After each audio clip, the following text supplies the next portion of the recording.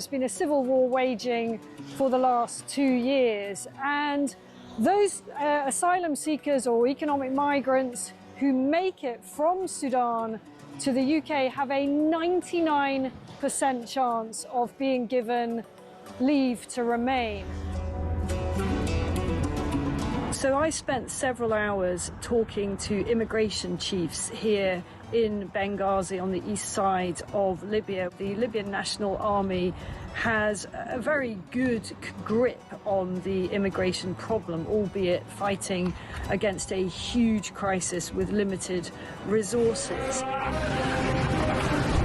There is a very, very clear process of giving people proper health checks, the life-saving care that they need, and then working out where it is exactly that they've come from. Their message to the UK is that you are fueling this problem. You are effectively advertising a great new life for people from sub-Saharan Africa. They actually said, you know, what do you think happens when a guy from Sudan comes up through Libya and makes his way all the way to the UK and gets put in a luxurious hotel and provided with everything? And make no mistake, it is a perilous journey. We see it from the end point. We see the channel crossing as the dangerous bit, but actually where these journeys begin is in the hot desert. Many tens of kilometers have to be covered on foot by these migrants, and as many as 1 in 4 do not make it. That means bodies in the desert. The Libyan authorities are having to recover bodies in the desert. About the UK and how much awareness. Please understand the scale of what we are dealing with here with very, very limited resources. Once again, you know, people come in from charities, from NGOs, they use warm words, and the authorities here told me the only thing that we ever get is maybe a few toothbrushes and some nappies for the babies.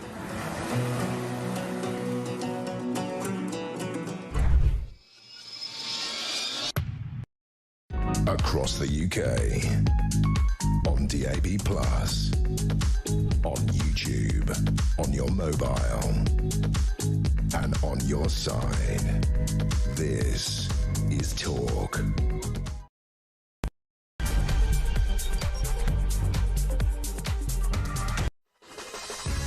And yes, good morning. Welcome to Morning Glory. Welcome to the home of common sense, and happy New Year's Eve. It's a chilly 31st of December, but the news agenda just keeps on giving. There's a lot to get through here this morning. We will be focusing as well on Britain. I mean, this is incredible news for number 11 Downing Street. Britain has suffered the worst investment levels in the G7. Remember how they used to brag it was the other way round, prompting Labour MPs to hit out at Rachel Reeves for driving down business confidence with broken commitments. And there's a long old list there as well. We'll have details in a few moments. Also this morning, Sir Keir Starmer has been told how Britain must strip Abdel Fattah of his British citizenship before Cairo removes his citizenship. If they get there first, that's game over for any possibility. Not that this government was ever interested in making such a move anyway. Also, freed prisoners are committing a record number of serious further offences, including rape, murder, violent assault. This is according to the Chief Inspector of Probation. We'll have some details on that. Former SAS commanders have warned the government risks destroying Britain's special forces by dragging soldiers through the courts. There's a lot of stories surrounding that particular area of life. We'll drill down.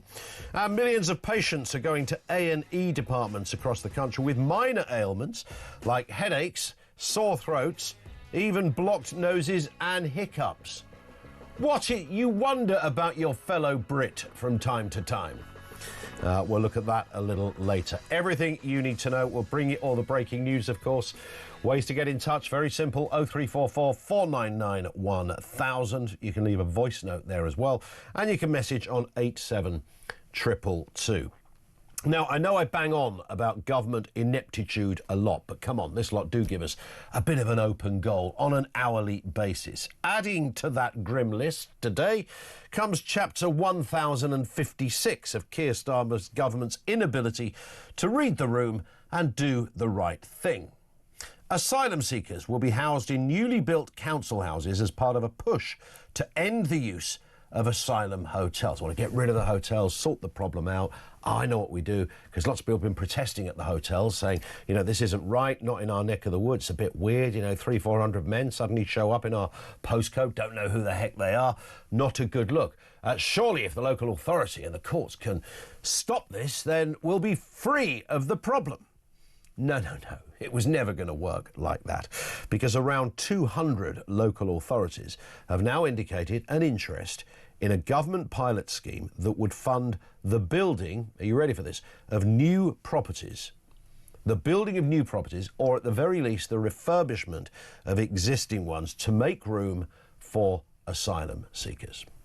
I mean, imagine being on that council house waiting list in the town you grew up in, the place you work in, the country in which you pay your tax, only to discover that some fella who floated across the channel on a rubber boat half an hour ago has jumped the queue and beaten you to the top of the council house list. That's exactly, there's no hyperbole here, that's exactly where we are on this. 0344 499 1000. I'd particularly like to hear from you if you're one of those people that's on a list waiting what seems like a lifetime just to get a roof over your head.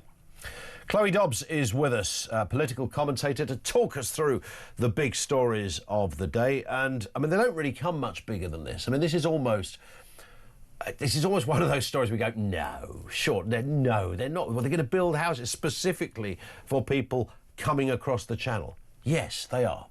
They seem to think that that will satisfy us. The public have said we want the hotels closed, and they've gone, oh, OK, we'll just put them in different accommodation. And one of their ideas is, oh, so we can say that we've closed the hotels. What we're going to do is we're going to buy the hotel and then call it something else so it's no longer a hotel, and everyone will be yippee happy with that. They really think that we're stupid.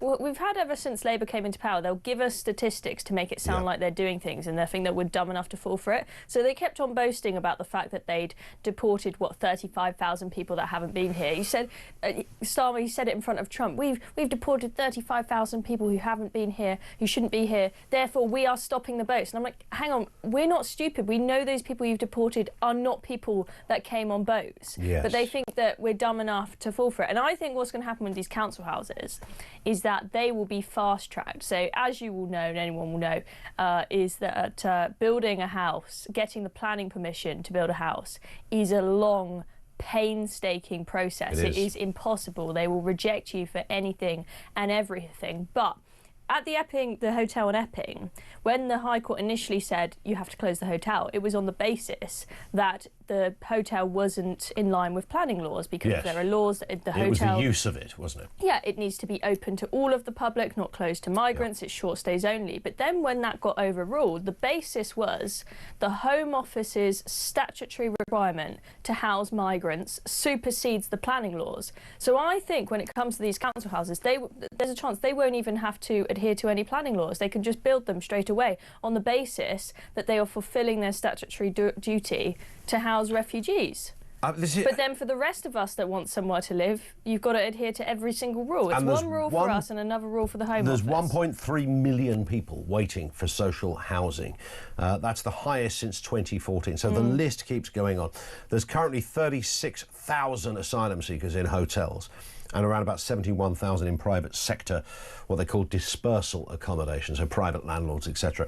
And it's those two groups that they want to address. So the best way to address it is to build them some brand new houses. I mean, really? Why can't we have some houses? The rest, even people who aren't in social housing, the whole country is crying out. I mean, especially as a young person, I think for young people this is one of their biggest qualms at the moment about the way the country is being run. You speak for both of us.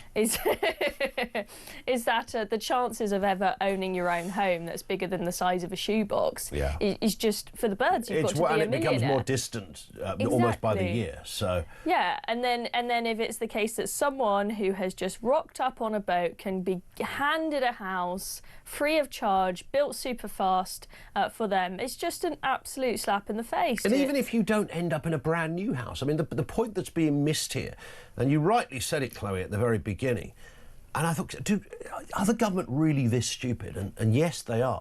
They do they honestly think that all the residents that have been protesting at the Bell Hotel in Epping, which you alluded to, are going to suddenly go, oh, fantastic, they're not in the hotel anymore, they're all living over the road instead, because there was a field there, used to be a play field, and they built like 70 houses to house the same people. Do the government think that the people of Epping will be OK with that?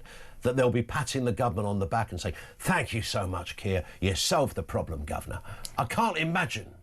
No, it's just... I can't imagine this goes anywhere near to addressing the problem. This is the government not reading the room. No, they're not reading the room at all, and all of their attempts to supposedly smash the gangs have completely failed. And they don't say that as much as they used to, do they? They don't say it as much, because I think secretly they know that it's not working. Yeah. And of course we had that period where we had 28 days of no boat crossings, and we were all like, yes, we've smashed the gangs, we've done it, hooray. Yes. And all of us know the weather was terrible, and that's why nobody was crossing. And sure enough, as soon as the weather calmed down, they come across in their droves. Yeah, hundreds and hundreds. The other weekend, I think it was about 800 just on one day. Yeah, and have you seen Zach Polanski and Rachel Millward's videos from their trips to Calais? Oh, for God's sake. Enlighten us, Chloe, because this is going to make me feel bilious, isn't it? Well, their policy is that we should just scrap all the money that goes towards border control. Just get rid of Border Force and put that all into humanitarian charities like the charities in Calais that help people make their way to Britain. They want completely open borders, no restrictions whatsoever, and just let everybody in. These people are ill. These people have something wrong with them. But quite worryingly, they're doing quite well in the polls, this party. They are doing quite well in the polls. It's because Zach Polanski he's hypnotising us. You know he's a hypnotist. He's a hypnotist. And I think he looks down the camera lens funny or something to try and hypnotise people into believing his So he's a kind of sort of Darren Brown character of the politics I'm a bit worried that he might hypnotise us all into voting for him, and he might be the next Prime Minister as a consequence. It is good, but you know what? I blame your lot, Chloe, for some of this, because whilst you might be sane and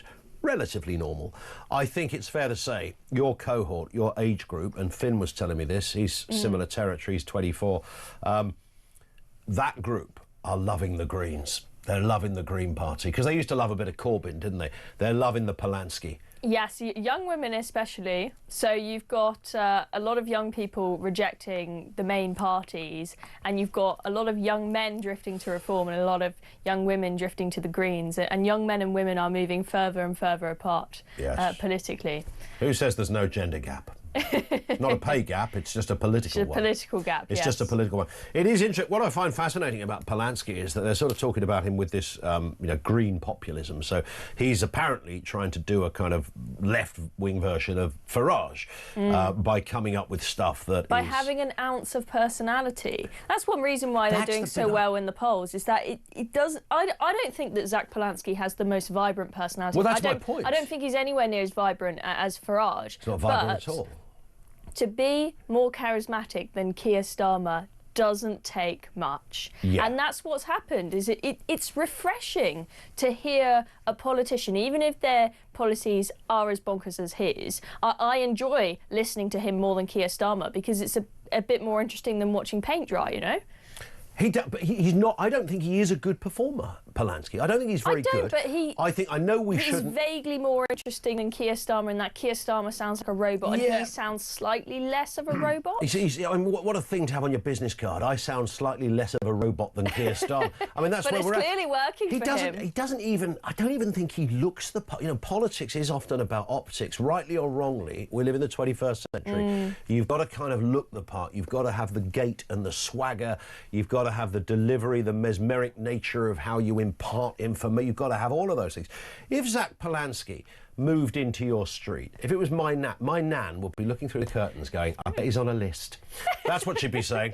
A lot of comments about his teeth and whatnot from people. I just don't think he is the full package. But for some reason, What I say is irrelevant. It seems like a little kid. He's a student politician. People like him, Zara Sultana, you hear the stuff they come out with and you think, oh, it's just some, young lefty idiot, they'll grow out of it. But then you realise these people are actually leading political parties. What's going on? Well, they're not just leading political parties. I mean, the upshot, the potential upshot, Chloe, of course, is that if, as we often talk about, the right kind of getting together, Conservatives and Reform, to form this kind of centre-right powerhouse that could win elections. If the left did that, so you had Polanski and Starmer, possibly, who's that half-wit that runs the Lib Dems these days? Ed Davey. If you had him as well, put the three together, that could be more powerful than Reform and the Tories. Possibly. Now that's when so that would mean, therefore, that Zach Polanski conceivably could become the Home Secretary. Oh, God help us if that happens. I will be leaving the country. This is the kind of stuff that keeps me awake at night. I am a patriot, but if Zach Polanski became Home Secretary or Prime Minister, I'm out. I'm gone. Home Secretary but Polanski. I mean, on that point of the splitting up of the parties, I'm quite happy to see all these, the Green Party and your party appearing, because as insane as some of the stuff that they say is, they're splitting up the vote on the left. I mean, that is... before, everyone on the left was voting for Labour, and that's why Labour were able to get this huge majority at the general election with a small number of votes, because there was nobody splitting it up like you had Reform and the Tories on the right. But now you've got even more parties on the left than you have on the right. You've got like 3, 4 on the left and 2 on the right. So actually the right may have a chance in the next election. It should also be said, of course, that Zach Polanski is not his real name. What is his real name? His real name is David Paulden. Okay. I always think that's a bit of a... All right, Dave. That doesn't sound quite as sexy on the dispatch box, does it? Yeah, but I always think it's a bit of What you got for us, Dave? I always think it's a bit of a red flag if somebody has changed their name. Like, it sounds like they've got some big insecurities about their real self, and they've got some sort of personality disorder or something going on. Dave Paulden sounds like the bloke next door, but does it sound like a Prime Minister? Zach Polanski sounds like something... So where's that surname from then? I can understand just picking the name Zach because you like it. I don't know. Is Polanski... It's Jewish by roots. I don't know whether... Is Polanski a Jewish name? I guess it could be. Not exclusively, I would suggest. But I don't know. But he went from Paulden to Polanski and put the name Zach in there. Yeah, also... As if people were going to confuse him with the Efron guy. Speaking of Zach Polanski, the whole scandal over Alaa Abdel Fattah, this Egyptian maniac. Yeah. I've been looking on his Twitter and Rachel Millward's Twitter, definitely silenced. They haven't said a thing about it. They're keeping really quiet. I really want to know what they think of... I would have thought that there'd be a tweet up welcoming him with welcome arms from them, but they've been keeping quiet on this one. I think they've seen it wrecking Starmer's reputation, but they're going to have to say something at some point. At some point they will. Apparently Polanski is his family's Polish name. Oh. So that's where it comes from. So he's taken... And David was the name of his stepdad. Okay. So he changed it. Okay. Interesting. To Zach. Sounds like a bit of a family feud going on in the background. But well, there might, I don't know, but Zach Polanski apparently is your man. All-round oddball and top-notch lefty. But you're right, he wants to get rid of the borders. You're really selling him. Yeah, I should be his PR man, shouldn't I, really? Yeah, don't vote for Zach! That would be my line. But I mean, speaking of PR, one thing they are doing well is they're just putting out a lot of social media videos. But I don't know why or how they're doing it. Keir Starmer's social media videos are terrible. Yes, have you seen Ed Miliband's? Oh, don't even get me started. I mean, they are just... I might vomit. They're in another level. You'd think that Dom Jolly had written them, it's not good.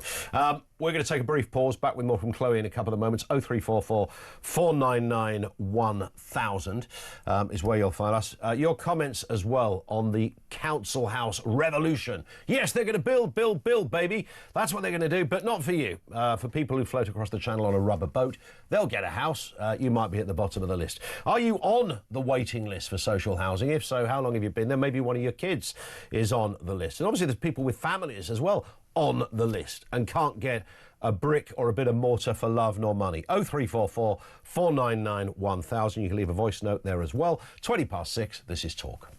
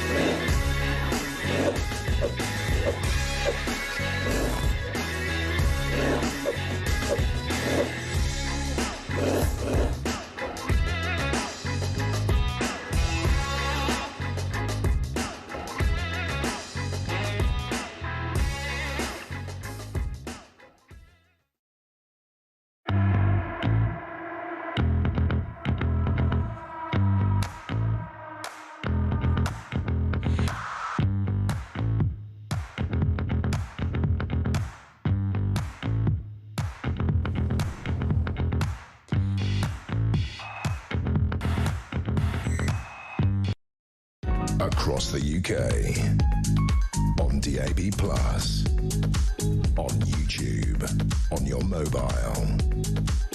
And on your side. This is Talk. It is Talk. Welcome back to the home of common sense. Morning to Dave, who says, not that Dave, this Dave, who says, morning Ian, you implied that Rodney isn't reading the room. The trouble is people don't read Starmer's room. And the sooner we do, all the problems will disappear. Yeah, I think that's probably true. Anna in Surrey, it really doesn't matter what Polanski calls himself, he will always be known as the boob whisperer. And of course there's reasons for that. I won't explain the full story, but it involves the inflation of boobs. Quite literally when he was a hypnotherapist, wasn't he, Chloe? That's what he did, Polanski, wasn't it? Yes. Hypnotherapist. Apparently it was only 50 quid to get your boobs enlarged. It's a lot cheaper than plastic surgery, yeah. Wow. Has anybody ever come out and said, hi, I'm Melinda. I went on the Jack Polanski boob inflation course. Yeah, I'm waiting for a good... And look at these babies. I'm not sure if he's got a Google reviews or TripAdvisor, but someone needs to look into that. Yeah, I think somebody should. Benjamin says, no, you're wrong. Starmer doesn't sound like a robot. He sounds like a bunged-up robot. He does a bit, doesn't he? Tim says, morning Ian and Chloe. It's Tim in Suffolk here. Housing for illegals won't end well. Chloe is right. Getting these... As always. I was going to say, an unusual moment on the programme. Getting these through the planning will take years. The objection to consent will be massive.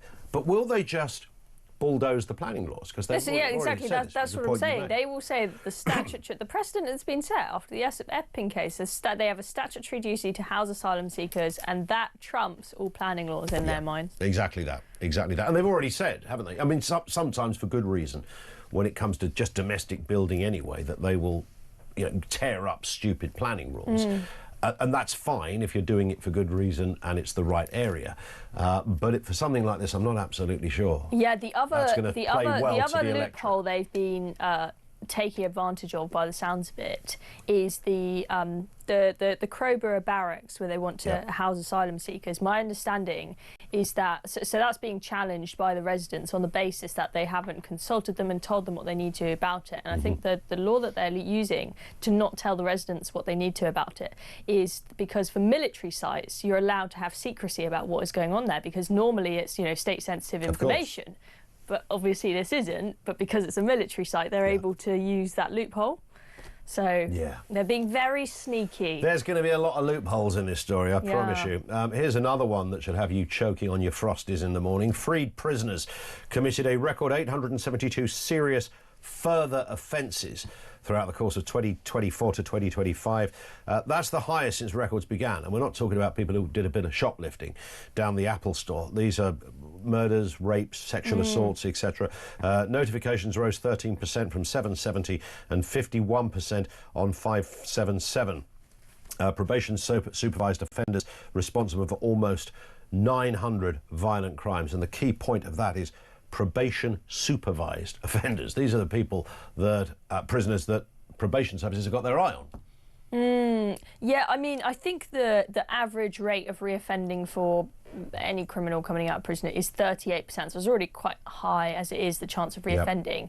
And so there's no doubt, if you let out all of these people early, that you're going to end up with a lot more crimes being committed, and then also them planning to scrap prison sentences for smaller crimes where the sentence would be less than 12 months. That's going to mean that there are a lot of people on the streets potentially reoffending who would otherwise be behind bars. And the police are estimating that this is going to be costing them another 800 million quid to cope with what they think would be a 6% increase in crime. So the idea that we're saving money by letting all these prisoners out early, I'm not too sure is going to be the case. It might do in the very short run, but in the long run, it's going to have to... I mean, the police are stretched enough as it is. Everyone knows that for most crimes you call the police and they don't do anything about it.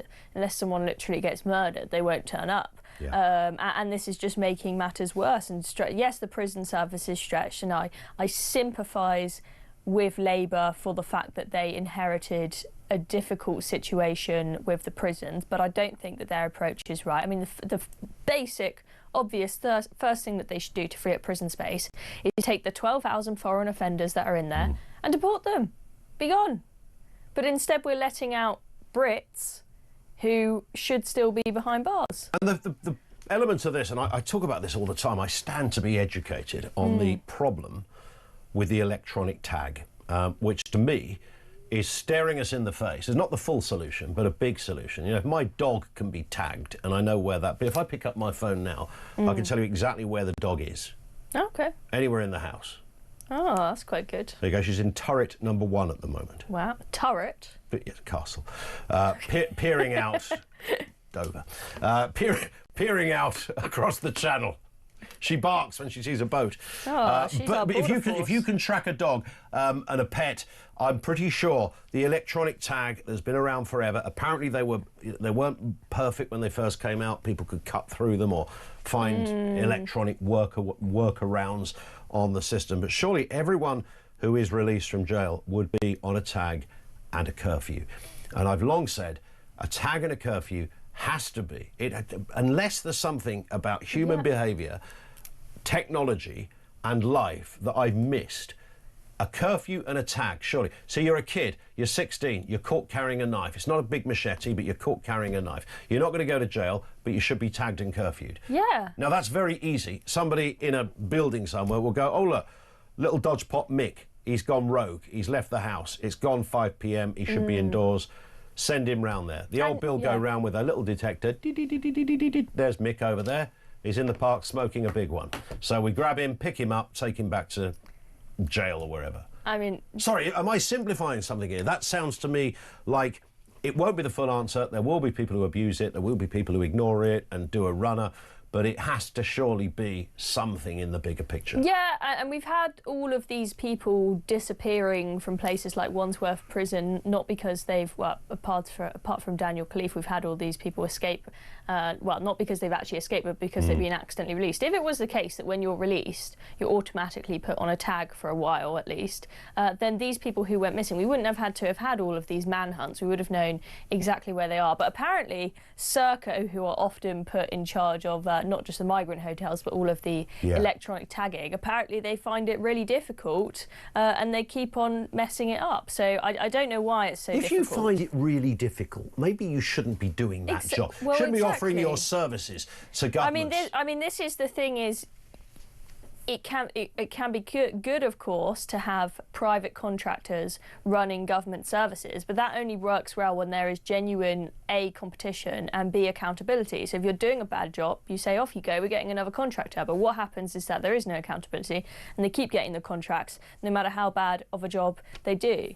I don't understand why it is so difficult to get these electronic tags to work properly. I mean, maybe, you know, these criminals are so crafty that they figure out how to hack them and break into. I mean, we do hear that we've got these gangs in prison that teach people how to make bombs in prison to prepare them for their life outside of prison. There is, as you do, yes. But my child, we will look after I'm just thinking if they can figure out how to make homemade bombs in prison, maybe they're smart enough to dismantle a tag around their ankle. I'm pretty sure that it could be open to abuse, but I think we can kind of almost counter that somewhat by, you know, it's the 21st century, technology, artificial intelligence, we can track all manner of things. Digital ID is about to come in when everybody's going to be tracked in some shape or form. So surely an ankle tag has to be at least part. I'm not going to be bold enough to say it's going to solve the problem, but it's got to be part of the solution. Unless they just haven't got enough tag. I mean, knowing this lot, it could be that simple. If I put this to the Home Secretary, they go, do you know what? We're out of tags. You know, Anna Delvey, she did the big show. This is the fake fraudster, the sort of fake heiress, and there was a huge show about her. Right, she's been released from prison, and she's got an ankle tag, and what she's done is she's covered it in crystals and sparkles, and then she's been doing like the American equivalent of Strictly Come Dancing with this glitzy ankle monitor on. But how is she even allowed to do that? And she's been doing all of this like modelling. She's got this great career. It really is a fake it till you make it really works, because she was a total fraudster and pretend to be some like rich princess, and then went to prison for it. But after she's left prison, now she's living that life because she's so famous from her story. And so I mean, that is now she's actually making her own money with a glitzy ankle monitor on. She's rocking it. If you've got the ankle monitor, it can be a fashion accessory. But if you're a wrong 'un, you'd think the TV people would have gone, well, we can't really put you on a family show. She's so famous. She's so famous I've never from heard her of her. Netflix show. You've never watched it? Never There you watched, go, add watched that. it. Anna Delvey. If you watch it, add that to your Netflix list. Finn, have you ever watched Anna Delphi? He's never heard of her either. Okay. Yeah. I think you might be in an echo chamber of one on No, this. it's a huge show. It's huge. Is it? What's it on? I think it's on Netflix. Is it? Yeah. Right, there you go. After the news at 8 o'clock, we'll play out half an hour of it, OK? Stand by for that. We're going to move on in a moment, Chloe, to A&E woes, because it's a great story. Well, I say it's a great story. It's a fascinating story. It's really not that great. In fact, it's rather troubling. But we'll come on to it in a second. It's under the heading of These People Live Among Us, OK? That's the teaser. We'll tell you why in a couple of moments' time. It's just gone 6:30. This is Talk.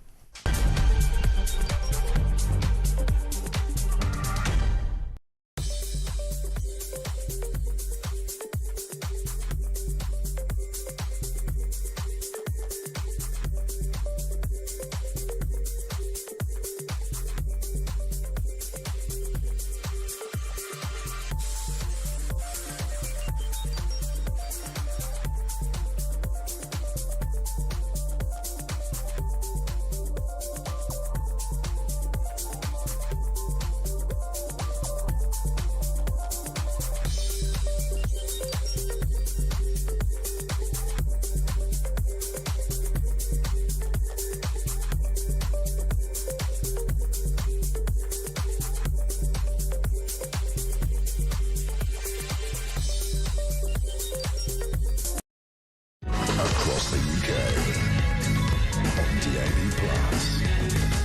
on YouTube, on your mobile, and on your side. This is Talk. And we are back. Just gone 6:30. Welcome to the home of common sense. Chloe Dobbs is with us, political commentator, looking through the big and the troubling and the confusing and the unfathomable stories of the day. Here's one that, in a weird way, doesn't surprise me, Chloe, because we do see this kind of data release every now and again. And that's the people that attend A&E when there's nothing wrong with them. Well, nothing of significance wrong with them. 1.9 million people for headaches. Yeah. 1.4 million for coughs. 1.2 million for sore throats. Earache prompted 1 million visits. Blocked noses, 69,000 visits. 290,000 for constipation. I'm sorry. I mean, you'd want to get them out the A&E room as quick as you could, wouldn't you? So, first of all, I do have some sympathy for people going to A&E with Oh, you're not one of smaller those issues, people, are you, Chloe? Because you can never get a GP appointment, and they often will advise you to go to A&E. So I have been one of these people, and I felt really You're on awful the about list. So I fell over and I cut my knees up really badly, Yeah. and it needed to be sorted out. And I called 111 and I said, you know, can I just sort this out myself at home? And they were like, no choice. You have to go to A&E. I'm booking you the space now. Off you go. They were insistent that for some cut knees I had to go to A&E, and I felt really awful being there. And I had to. You didn't have to listen to them, did you?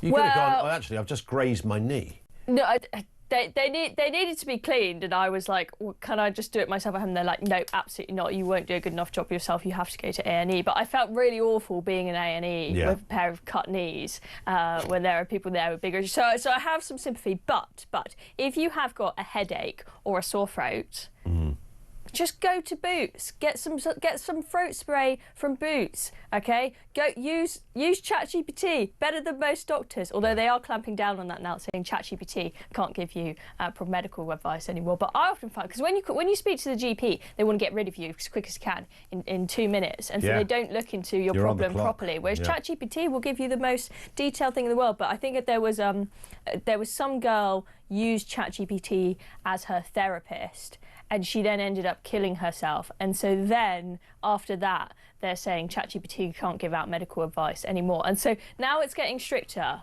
But I did use ChatGPT for some medical advice. I was putting all my blood test results into ChatGPT, getting it to analyse everything. Really? Well, the thing is when you do a blood test, the doctors won't flag anything and will say everything's fine as long as everything is in range. But the ranges for some of the things like iron, for example, they're really wide and you don't actually know where you need to be. So it might be the case that you're say fatigue because your iron's too low, but it's not flagged up. But ChatGPT can analyse all of it really, really well and really detailed. It's kind of bizarre. Stop going to A&E, folks. Use ChatGPT. That's my advice. The one I understand more than others on this list, because we've also got people attending for hiccups as well. What? Just wait it out. Yes. It's a hiccup. Yeah. I mean, the idea that 4,200 Brits who live among us attended A&E for a whole year and then I for did have hiccups is extraordinary. However, headaches are trying. Now, I genuinely know a story of a guy that was suffering from really bad headaches. If you think and he that you've ended got a up brain going to tumour A&E on the way, because then fine. He went there and felt bad for weeks, couldn't get rid of it, and ended up collapsing in A&E. And that was the start of the discovery of a brain tumour. So I get that. But if it's just a headache, then, you know, I mean, come on. If you've got... This is the problem.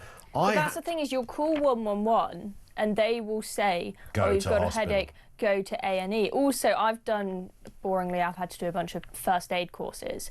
And the official advice, what you do with someone on a first aid course, if, for example, if they get a little splint, we've all had a little splint in our finger.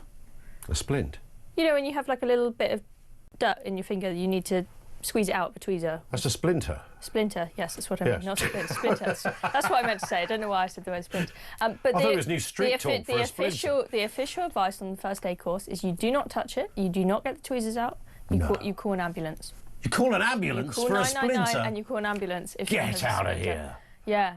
So there were loads of things like that where everything is you've got an ear on the side of it, especially if it's in that case where you're saying instructor and you're worried about being sued. If you didn't err on the side of caution with something and then something went wrong, then maybe you could get sued, right? Yep. So it's just call an ambulance no matter what. I did pop into a chemist about a year ago when I had the mother of all sore throats just on one part of the throat, and this thing wouldn't go away, and I thought, I'm not going to book a doctor's appointment for this. Certainly not going to A&E.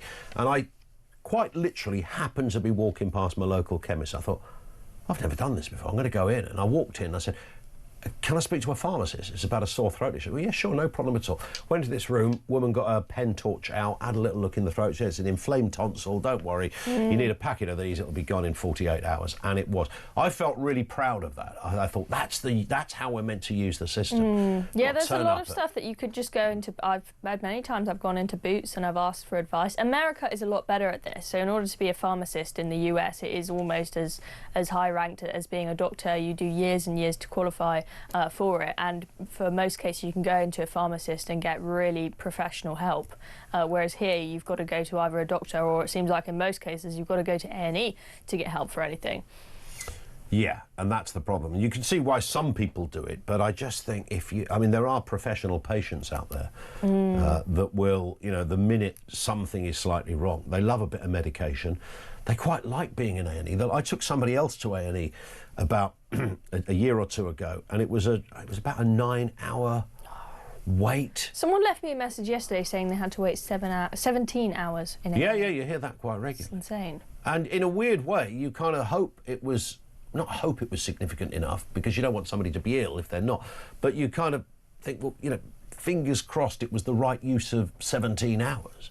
Yeah. Well, if you're there for 17 hours and you discover you've got a terrible lump and there's something terrible going on, fine. But, if it's a hiccups... See, that's the thing, is when I went to A&E for my knees after waiting like 6 hours, and it was all the way through the night, so I'd ruined my sleep, sitting there, and there was no space to sit. There were screaming kids all over the place, but you couldn't put headphones on because then they might call your name and you miss it. True. And so I just had to sit through this. And then I go to the lady and she says, oh, you could have done this yourself at home. And I'm like... Yeah. Great. A whole waste of my night. Yeah, but you took the 111 advice, didn't you? I did. I argued with them extensively, but they were insistent I had to go, and I couldn't do it myself. For your Gray's knees? Yes.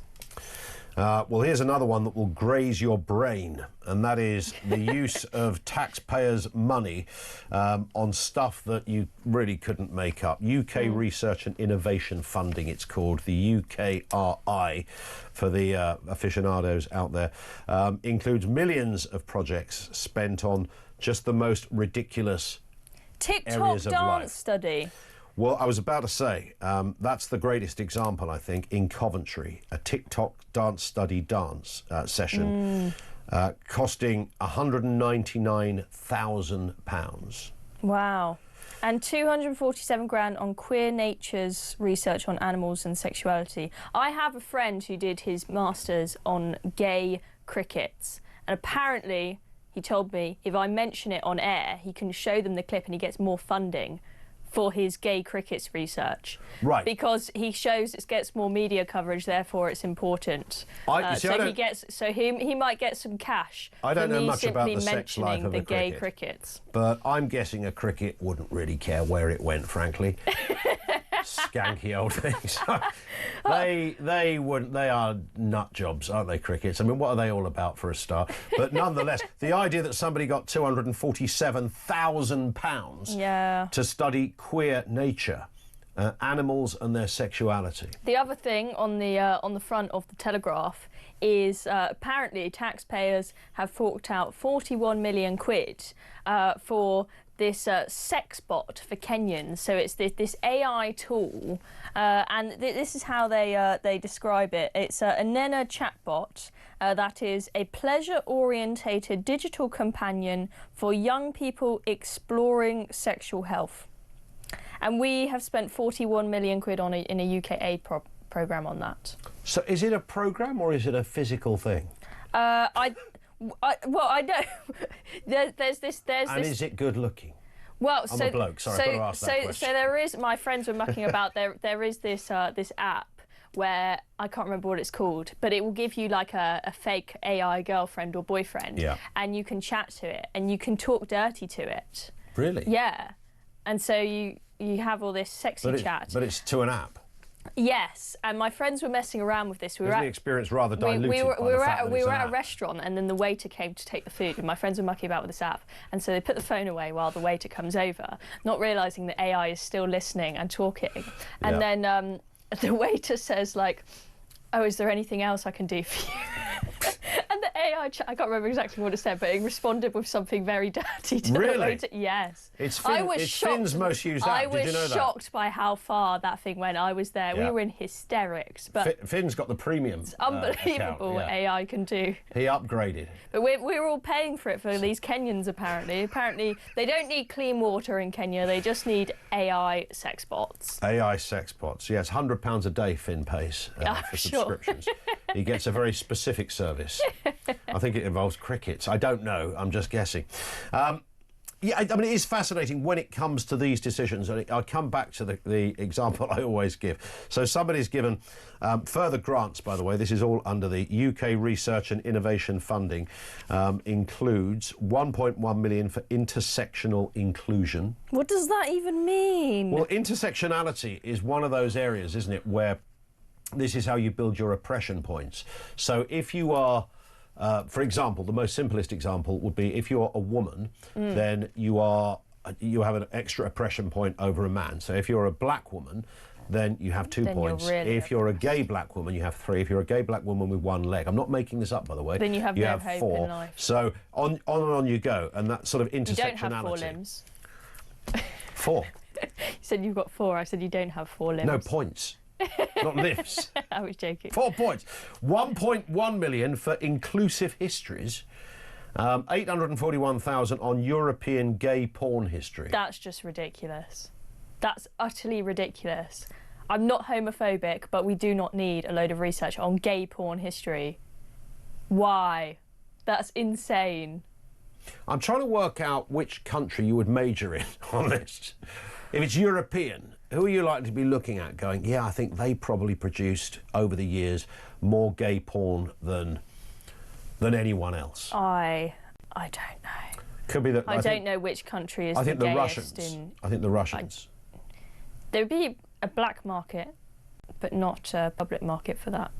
Because you can't, being gay is not really allowed in Russia. Putin's gay.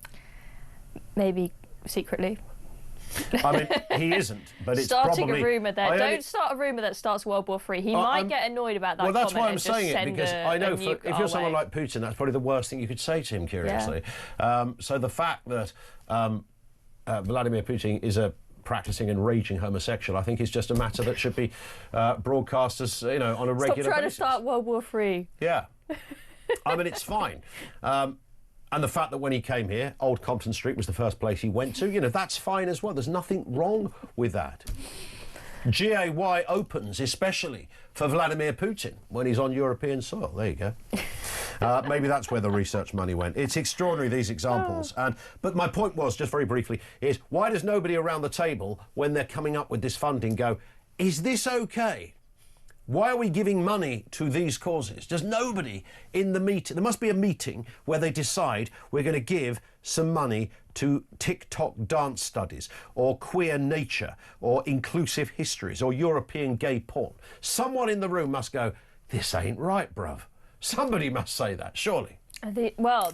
If you say that, so you'll be in a room full of woke people, woke young idiots, and you might have one person who's a bit older and a bit more sensible, and when they say, shall we give 841 grand to European gay porn history, when someone says, no, that's stupid, they'll all go, homophobic, right? And they'll just call names and try and cancel you if you don't give them the money that they want. But there's every penny that we spend has an opportunity cost. Would you rather 841 grand and go to European gay porn history, or to how many more doctors could you hire with that, for example? How many more police officers? I mean, that's the only equation you have to ask yourself, houses, isn't it? Just do the maths, and it just doesn't make sense. Doesn't matter how many governments we change, these kind of studies continue to come out. We're going to take a very brief pause. We're back with more from Chloe in a couple of moments. 0344 499 1000. This is Talk.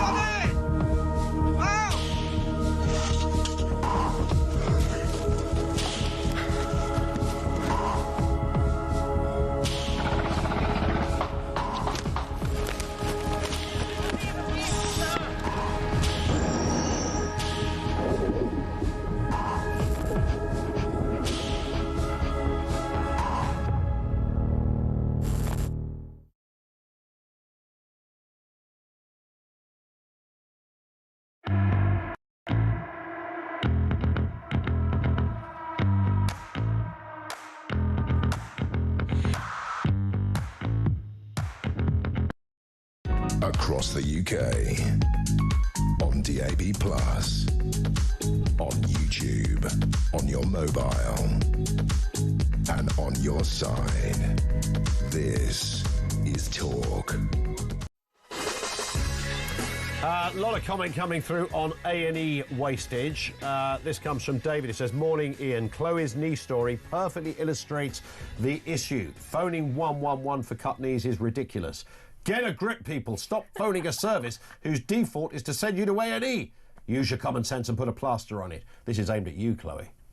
I thought it was going to get infected. Well, they made you worried, didn't they? The 111 people made you worry. I basically said, look, I've got, all this muck from the towpath and mine. I just said to them, I was like, can I just shove some Savlon on it? That will fix it, surely. Savlon. And they're like, no, you might get sepsis, you might die, you have to go to A&E. When probably, if I did just douse it in Savlon, I probably would have lived.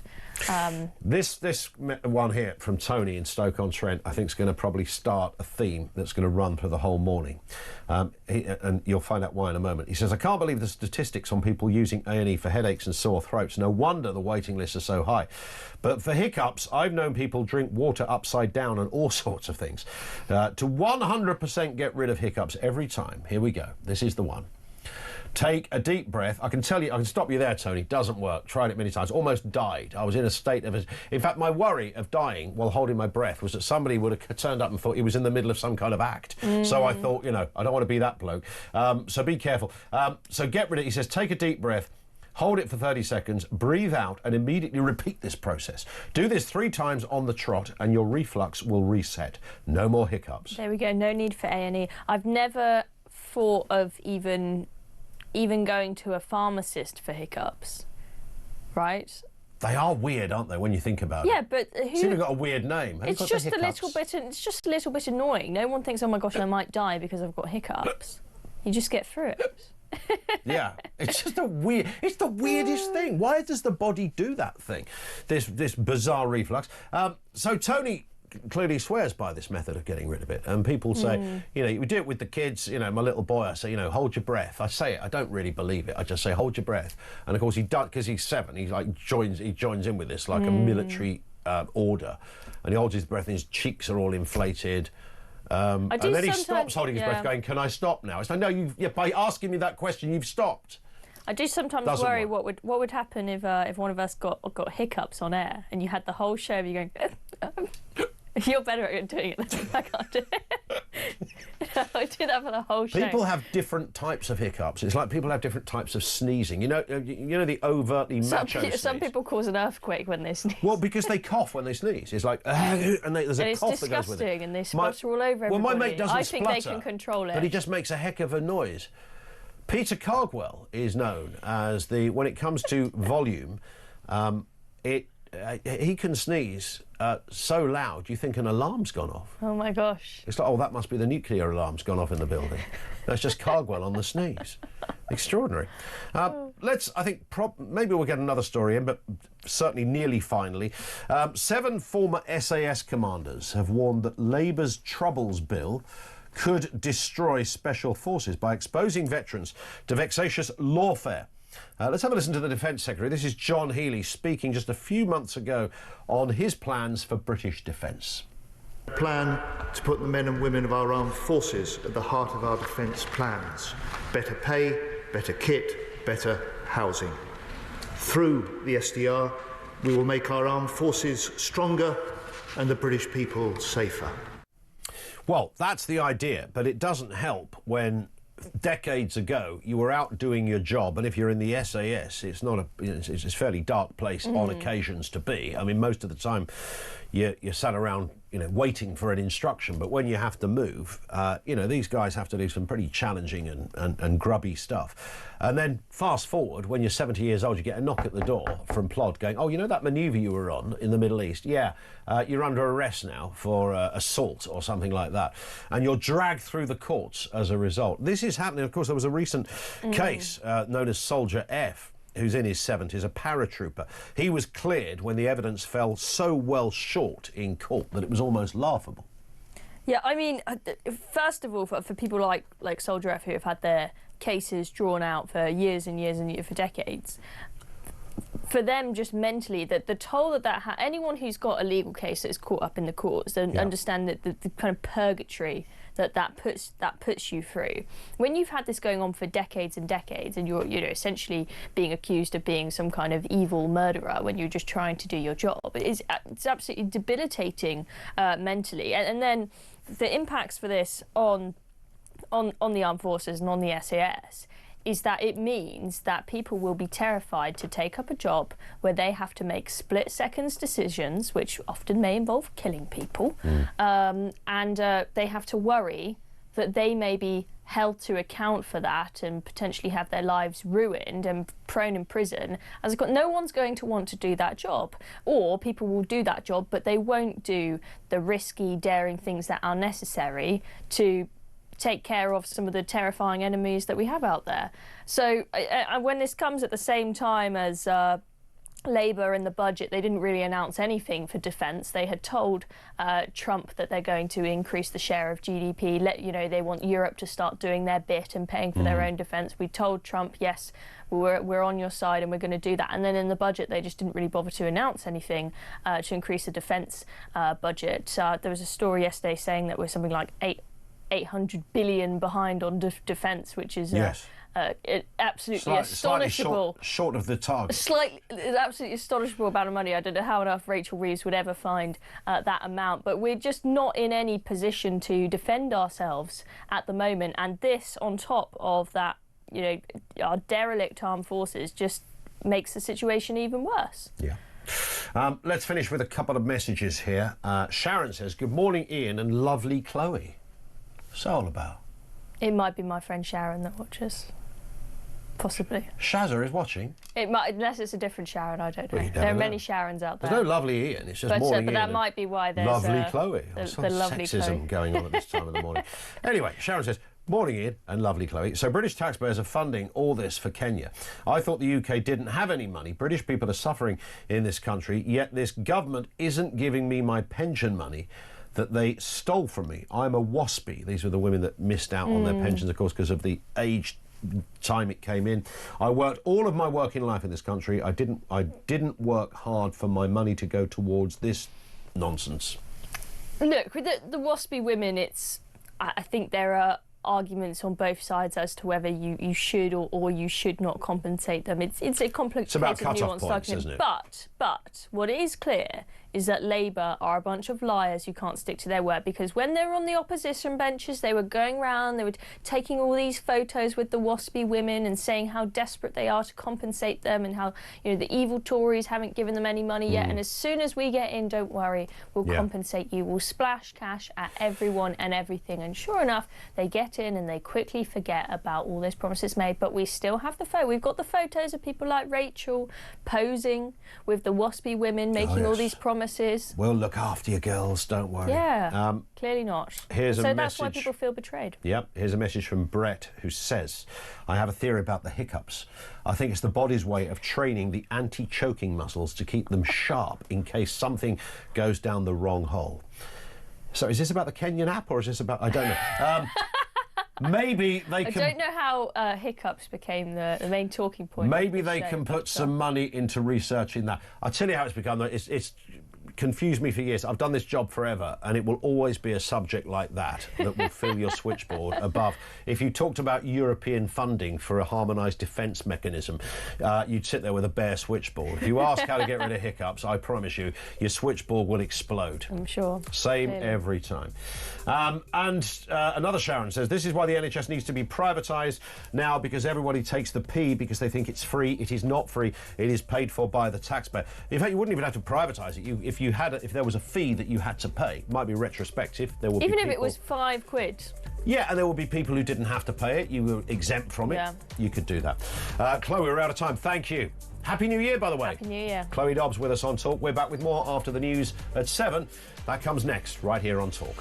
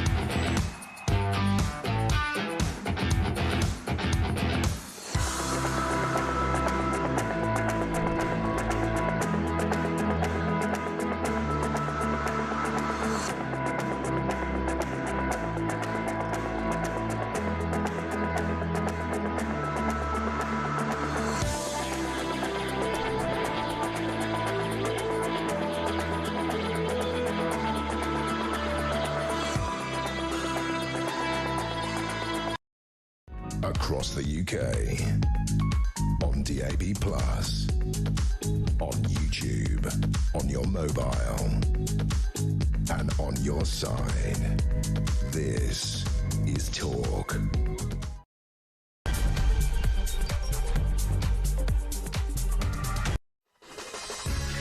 And good morning, 3 minutes after 7 o'clock. Welcome to New Year's Eve. We are less than 24 hours away from 2026. Whatever you're going to be doing this evening, have a safe one. We've got a rammed news agenda at this end. One of the big focuses this morning is the story that asylum seekers will be housed in newly built council houses as part of a push to end the use of asylum hotels. I mean, it does come under the banner of you can't make it up. This, of course, is the government's idea of solving a problem. And, of course, what they will do is create an even bigger one. And what about those that have lived in their own town forever? They work in their own town. They pay taxes, both locally and nationally, who are on the social housing list and can't get a look in. Imagine being told you've been usurped by a fella who floated across the channel on a rubber boat. Yeah, he's gone to the top of the list. Sorry, you have to wait another 7 years. Man alive. If you are in that position of waiting for social housing, we're all ears at this end. Also, this morning, Britain has suffered the worst investment levels in the G7. Hang on a second. Isn't this the same G7 that Rachel Reeves has been telling us that we're top of the league? This has prompted Labour MPs to hit out at Rachel Reeves for driving down business confidence with broken commitments. Details to come on that. Also this morning, Sir Keir Starmer has been told Britain must strip Abdel Fattah of his British citizenship before Egypt go ahead and do the very same thing. Of course, if they do it, then he's left solely as a Brit. By the way, spoiler alert, it ain't going to happen. Also this morning, we're hearing that freed prisoners are committing a record number of serious offences, including, this is not the light stuff, murder, rape, violent assaults. This is according to the Chief Inspector of Probation. Big warning coming from them. And millions of patients are going to accident and emergency departments across England with minor ailments, including headaches, sore throats, blocked noses, and even the hiccups. I'm not kidding you. Over 400,000 people of your fellow Brits went to A&E because they had the hiccups. And we scratch our head and go, why is it not working down there at A&E HQ? That might be your answer. Everything you need to know and all the breaking news. And, of course, if you want to get in touch, 0344 499 1000. You can leave a voice note there as well.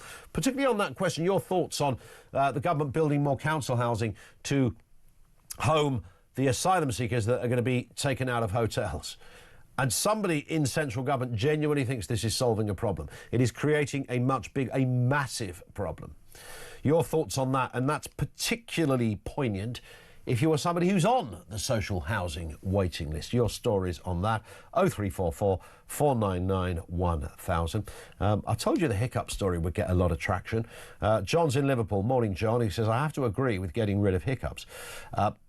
It does work when you hold your breath. You do it for as long as the individual can and as many times as it takes. I promise you, you have to keep doing it until it goes. Now, John says it does work. But isn't there, I mean, how long do you do it? Do you do it all day? Isn't there a point where the hiccups naturally go anyway? And you go, yeah, that went because I held my breath for 72 hours. Yeah, it would have gone anyway. Is it to do with the... I never quite know. Diana in Suffolk says the government should be sorting out problems with the NHS, housing, prisons and the judicial system before it spends money on anything else. Like most households, the major things come first, and any spare cash can be spent on unnecessary luxuries. Yeah, this was referenced, the story of how much cash is spent on the most outrageous. I mean, they're laughable in one sense, but they're deadly serious in another when you're spending millions of pounds of taxpayers' money to send people on courses to investigate TikTok dancing and gay porn across Europe. I mean, seriously, wow, just that. 0344 499 1000. Let's take a little look at those big stories. Dr. Philip Kisley is with us, Senior Fellow at the New Culture Forum. Morning to you, Philip, and Happy New Year, sir. Hi, Ian. It's great to see you, and Happy New Year to you as well. Lovely to have you with us. Let's start then with this story of refurbishing or even building brand new council homes, not for people that have been paying their taxes forever in this country and have been on the list, but for those that floated across the channel on a rubber boat. Now, we hear about housing shortages. Let's remind ourselves of Keir Starmer on a previous liaison committee appearance when he was asked about the supply of housing. Here's what he said. Just a big pinpoint before. What other accommodation precisely are you planning to take over to provide temporary accommodation for families? Oh, there's lots of housing in many local authorities that can be used, and we're identifying where it can be used. But I mean, look. Sorry, can you give us? Have you got any examples you can give us? No, but I'll write in and give you details. Because I could say certainly in a number of our local authorities, already picking up from around the table, there isn't a lot of spare housing available. If there were, councils would be able to be dealing with it by now. Well, exactly. Well, exactly, Philip. I mean, that was a very woeful appearance from Starmer. Clearly, his lawyer brain left the room as he began to answer that. Well, there's loads of houses. We got loads of houses. Of course, we haven't, but they are planning on building some, but not for indigenous Brits and those people who pay taxes, but for asylum seekers to get them out of the hotels. Yeah, well, I'm going to use that line in future, actually. If I don't know something, I'll say, well, I'll write in. It's that's all we have to do. I'll just write in. Yeah, I mean, talk about putting you in a bad mood first thing in the morning. Reading this story just made me livid, really, really angry. This is the latest instalment in the stupidest story in the world, and that's Starmer's Britain and the migration crisis. It really does beg a belief. There are 1.3 million people on the social housing waiting lists at the moment, Ian. And we've been told year after year that, we just can't build enough. We just can't build enough. And nothing ever gets built, or so that's how it seems. Then all of a sudden, migrants are put into the equation, and then, hey presto, they pour two chemicals together and lots of council houses and flats appear. Yeah. So it is just the same thing over and over again. It's British people, many of whom will be families living in woefully inadequate accommodation, B&Bs and God knows. Okay, and people who literally, as you just said before, came over on rubber dinghies, get 5-star treatment, and it is just really appalling. I mean, this is on the back of, for example, 2021 census, Ian, I'm reading this, 48% of social housing in London occupied by foreign-born heads of household. Now, if you would just go back even 20 years or 30 years, if I read that statistic out to you, you'd say there was something incredibly wrong with this country. Yeah, well, you'd think you were making it up, right? I mean, they're such outrageous big numbers. You'd assume that someone had just inflated a story to make a point. Well, I mean, this is it, and this just tells you how things have changed in this country. So in 2018, there were about under 300 asylum seekers coming over in small boats, okay, who successfully made the journey, weren't turned back halfway through. Kind of thing did happen in those days. Cut to 2022, just 4 years later, that number goes up to 45,000, okay? So the government and successive governments are doing absolutely nothing about this. We are a magnet for the rest of the world, and I'm just looking at the images there. What are those men going to do? They're all men. Are they going to contribute to the economy? Are they going to contribute to culture and society? No, I really don't think they are, and they are economic migrants, clearly. So this is a major, major crisis. There are 36,000 asylum seekers in hotels at the moment, and there are 71,000 in what they dispersal accommodation. This is a massive crisis, and frankly, whatever the government did, it would be wrong, because the core problem is people coming over, and they need to stop that, and actually they need to start sending these people back. Do the government, and this is where it gets really troubling, I sense, Philip, do the government genuinely think in their hearts and their minds that by doing this, by taking these people, nearly all young men, average age about 23, 25, that they are solving a problem? Do they think that the electorate will go, oh, thank you, Keir Starmer, that's brilliant, you did get rid of the hotel problem?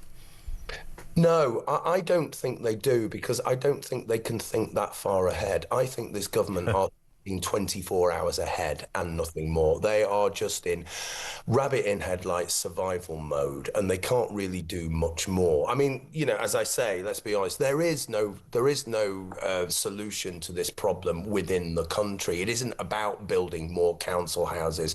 If they do that and they house these people in council houses, then they just create another massive problem, as I think you said before, and they create resentment, because what we have at the moment is probably the unfairest society we've seen for decades, for a very, very long time. We have women and children who are frankly frightened to walk the streets because, you know, as we see every day in news stories, time after time, and we cover on this channel so many times, you know, rapes, murders, and God knows what happening. And it's always asylum seekers, you know, it's always people from cultures who see women and children not only as second-class citizens, but as barter material. So there is something fundamentally wrong here, and it's working right across society. It's deep, it's complex, and this government are such a joke, they cannot do anything about it whatsoever. Yeah. And, of course, there are things they could do about this, but they will always say, or someone will always say, well, and it's an ECHR problem largely, so, you know, that's it. So once we establish that, there's nothing we can do. Of course, you have now two parties that are promising to leave the ECHR. If Reform, or even the Conservatives, Philip, were in power tomorrow, would these numbers just disappear overnight? No, I think it's a generational project. I think it is so incredibly difficult. But I mean, there are certain things we can do. Leaving the ECHR is the obvious one, but that's not going to be a fix all.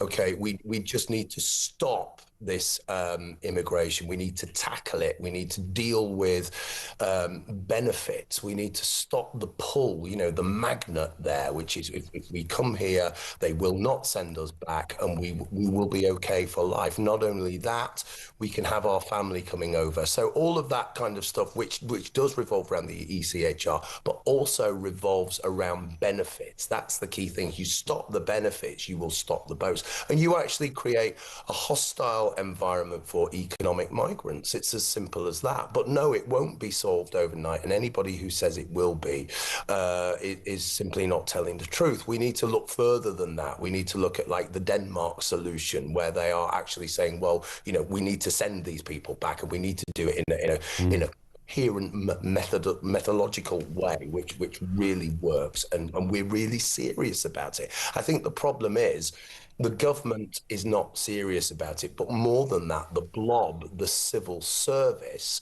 they are just absolutely helpless in the face of the blob and the civil service. The civil service won't allow them to do anything. So it's dealing with those mechanisms. Government, not just the government. Another area that falls under this same category of ineptitude at breathtaking levels is that of releasing prisoners who then go on to commit more crimes. And we're not talking about shoplifting, not that that's not a serious crime, because it really is.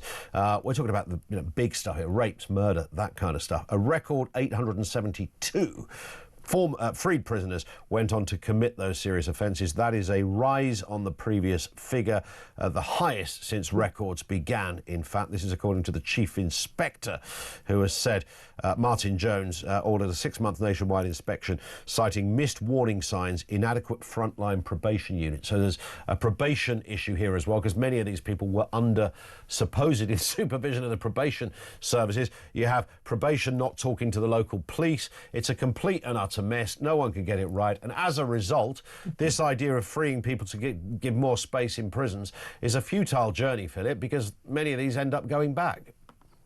Yeah, it's a circular thing, isn't it? And I would say it's shocking, but it really isn't, bearing in mind that David Lammy is in charge of all of this kind of thing. True.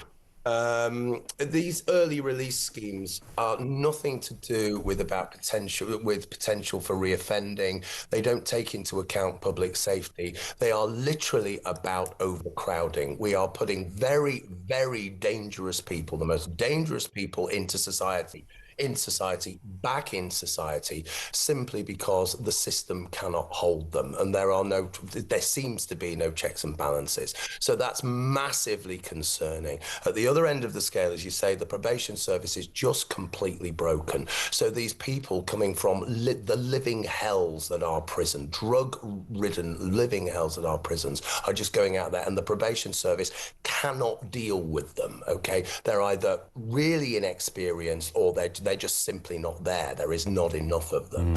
Also, they are absolutely the wrong people to be doing the job as well, because they are not, they will be completely woke. They will be from a background that absolutely thinks that, the prisoners, for example, one of the probation officers said that one prisoner was a medium risk, and he went out and murdered someone straight away, So they cannot see the prisoners for what they are, because they are mired in woke ideology. Indeed. On that point, Philip, thank you very much for being with us this morning.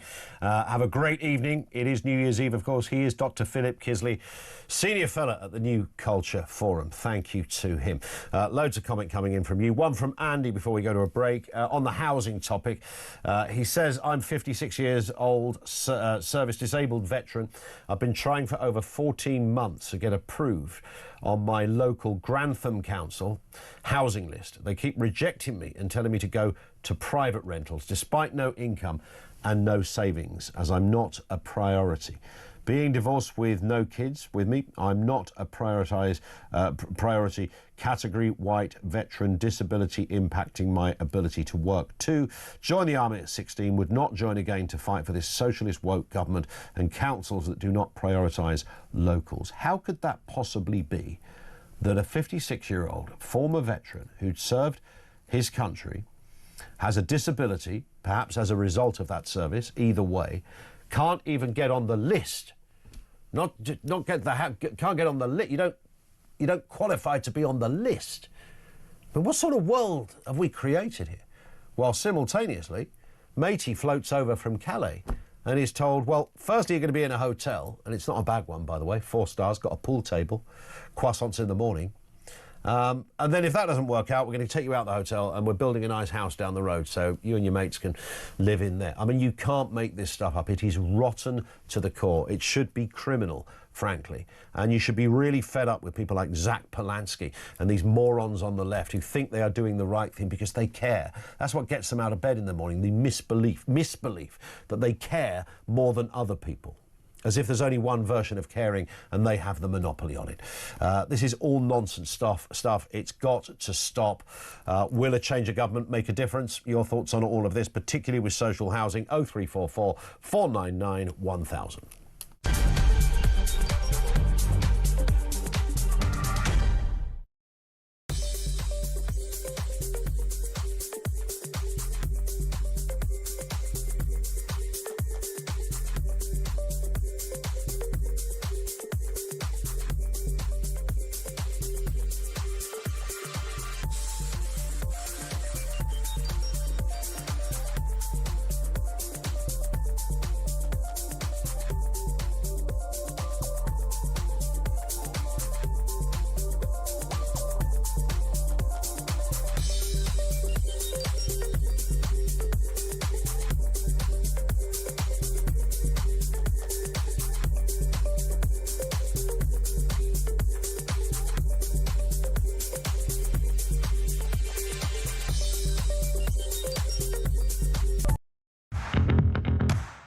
You can't try and snipe at the Conservatives for things that weren't our fault. Oh, I mean, I haven't got time. Don't tell your big mate Donald Trump to tell his big mate Vladimir Putin to stop killing people, then we can solve that problem like that. You won't be surprised to know I disagree. Why? Why do you disagree, though? Why do you want our young people left on the scrap heap? The court's time being wasted, laying down a ruling on what is a woman. You and I have been speaking for far too many years about this. And actually, you know, I'm very grateful to you too, because you have always covered this topic.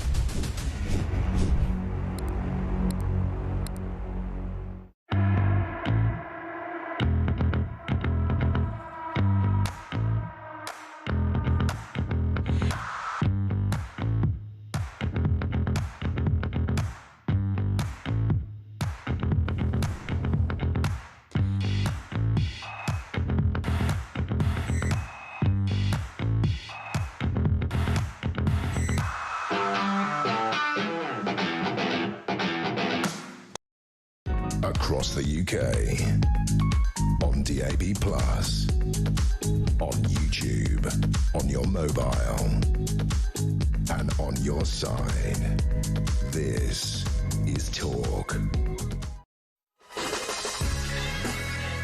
Welcome back. New Year's Eve special right here at the home of Common Sense. It's Ian Collins on breakfast. For today and Friday, brand new breakfast show. Jeremy Kyle.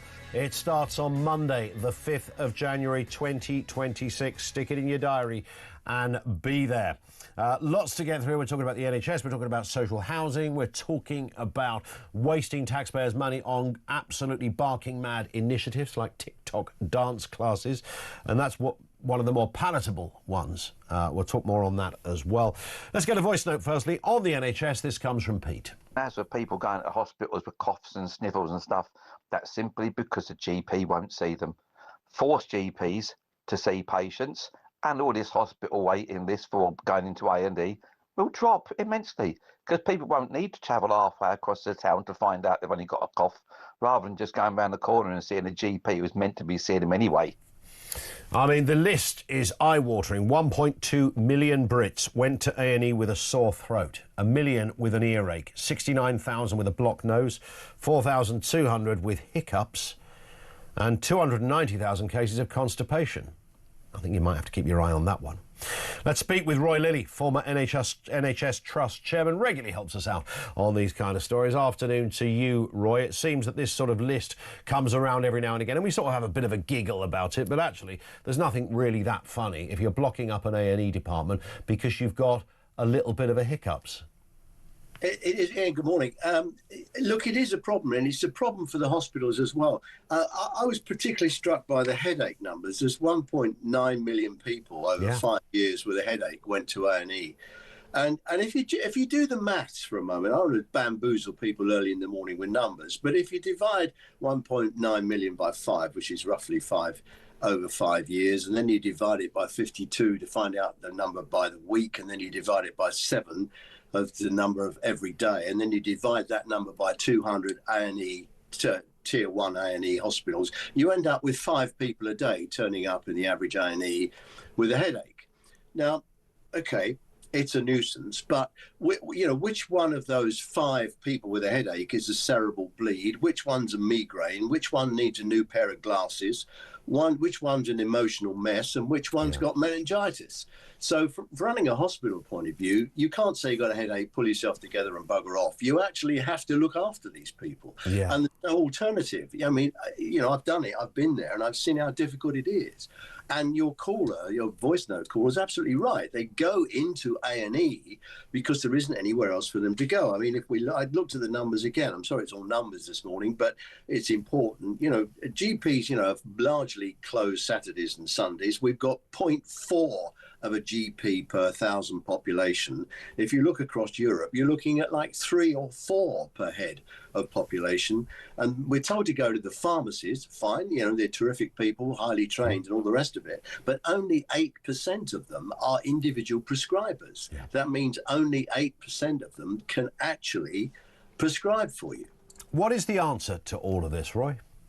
Well, the answer is more GPs, I think. I mean, we've had all this palaver with the resident doctors going on strike and all the rest of it. Well, and they're right, really. I mean, I don't want to support striking doctors, but a large part of what they're claiming is right.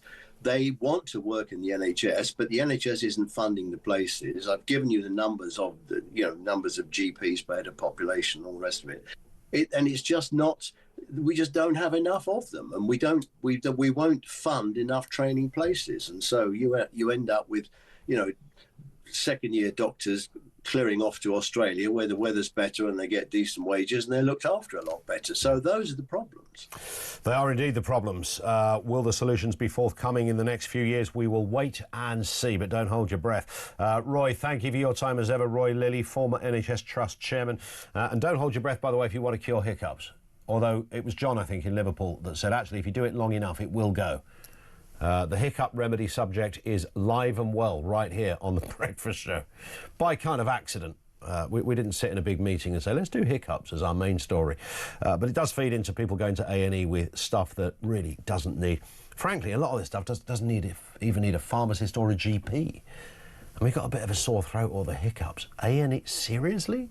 There's some people just like going down there to A&E. We're living in an upside-down world. Tom in Reigate might reflect some of that in this call. Morning to you, Tom. Good morning, Mr. Collins. How are you? I'm very good, thanks. Fire away. What have you got for us? I just think what a disgrace this country is now under Starmer and his elite, useless, whatever they call them. I mean, you've got people waiting on housing lists for years. Yet migrants come over and get everything, all 5-star treatment. Yeah. Now, and that's no longer an exaggeration. When we used to say that, people would, on the left, would usually say, no, they don't get everything. You don't get, all right, you might not get an iPad and a mobile phone. I know some do, but they come from charities. But you still get accommodation, you still get warmth, you still get medical care, you still get dentistry, and you still get 3 meals a day. And that is a far better situation than many Brits suffer on a daily basis. Yeah, British people get nothing. Absolutely nothing. That's what causes the resentments. And I just pity this country's had it. I mean, I'm 70 years of age, still working, driving a lorry all around the country. I've been up since 3 o'clock this morning. Wow. And my daughter's been on the housing list. She's private rental for about 13 years now. Yeah. And she pays £1,300 a month. She'll never be able to get an house. No, absolutely. I mean, it was never that controversial once upon a time to even buy a house, was it? I mean, it was, it wasn't something you did when you were 16, but you could do when you were 25. Joke, mate, I'll tell you what. And also, I've just got to say one quick thing, and I know people keep on about it. I miss White Graham, mate. What an absolute talk radio is not talk radio, and I'm no personal to you. But without Mike Graham, mate, it's well, I tell you what. Look, listen. Legends those words are often used. I get it. I totally get it. He's a mate of all of us, by the way, despite what some people want to say on social media. And everybody wishes him the best of luck. There's literally no doubt on that point. Sometimes strange things happen in all manner of workplaces. But I get you. I hear what you're saying, Tom. Thank you, mate, for that. Happy New Year as well. Don't drink too much, especially if you're working tomorrow morning on your truck. This one in from Chris says, morning Ian, these imbeciles who keep letting our prisoners out have never lived among them, because if they did, they would not be let out. Yeah, it's literally as simple as that. Chris, thank you very much indeed. 0344 499 1000.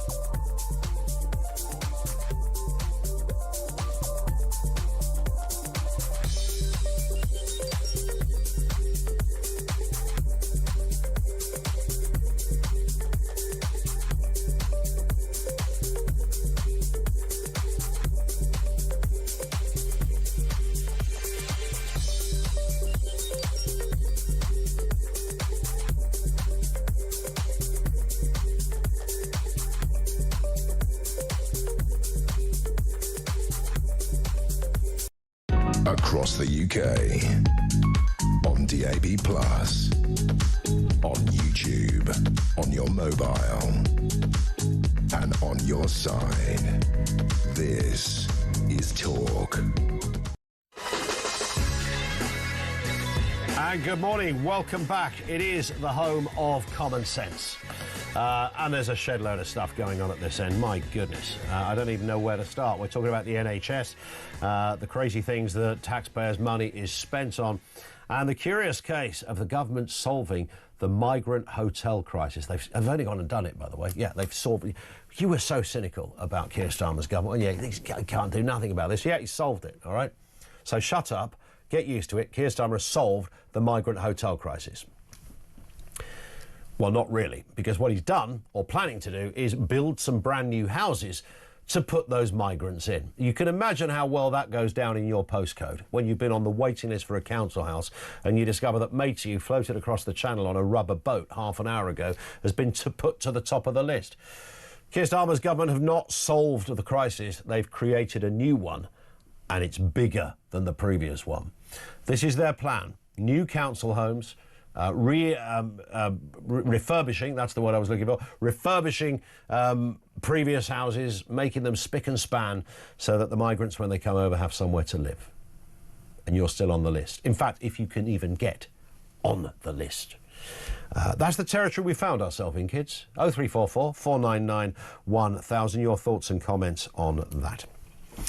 Now, Keir Starmer is being urged to strip Abdel Fattah of his British citizenship before Cairo removes his Egyptian nationality. This is pressure over those historic posts calling for Zionists to be killed. In fact, it was Zionists to be killed, Jews to be killed, Zionists being used as a pejorative in those cases, white people to be killed, the police denying the Holocaust, British people are dogs and monkeys. I mean, this is just a handful of the thousands of things this man said.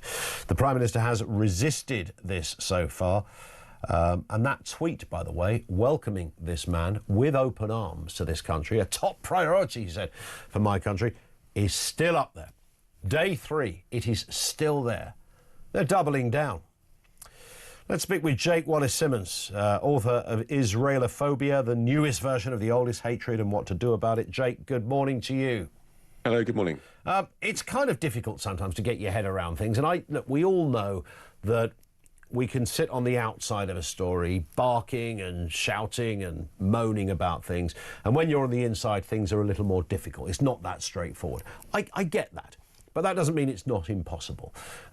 Let's start with the curious case of a Prime Minister who won't remove what is clearly a misplaced and horrendous tweet that he put out 3 days ago, welcoming this man to the UK, claiming after it was pointed out he had no knowledge of his social media posts, which I find ridiculous and completely unbelievable. But now he does have knowledge, but he's kept the tweet up there. Yeah, I mean, the very first thing the Prime Minister should do, and it pains me to have to say the obvious, is to remove that tweet delighting and welcoming Abdel Fattah to this country. Not just the Prime Minister, but David Lammy as well. What are those tweets doing still up there? I think it just goes to show that this government, despite all of its words about understanding our concerns and about how these anti-Semitic and other violent impulses were abhorrent, which is the word they always use, despite all that, they hold the British people with contempt. They don't care. They want to find a way.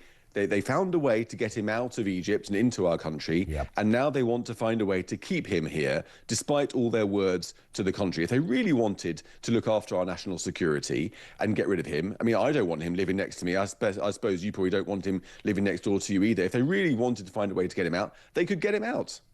Well, you'd think so. But every time, this is again where it comes down to, you know, if there's a will and all the rest of it.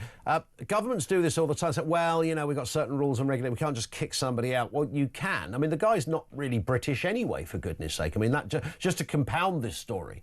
You know, Shamima Begum has more claim to British citizenship than this man does, and that tells you something. That's right. Yeah, I mean, he was never British in the first place. He was never born here. He'd never even been in the country.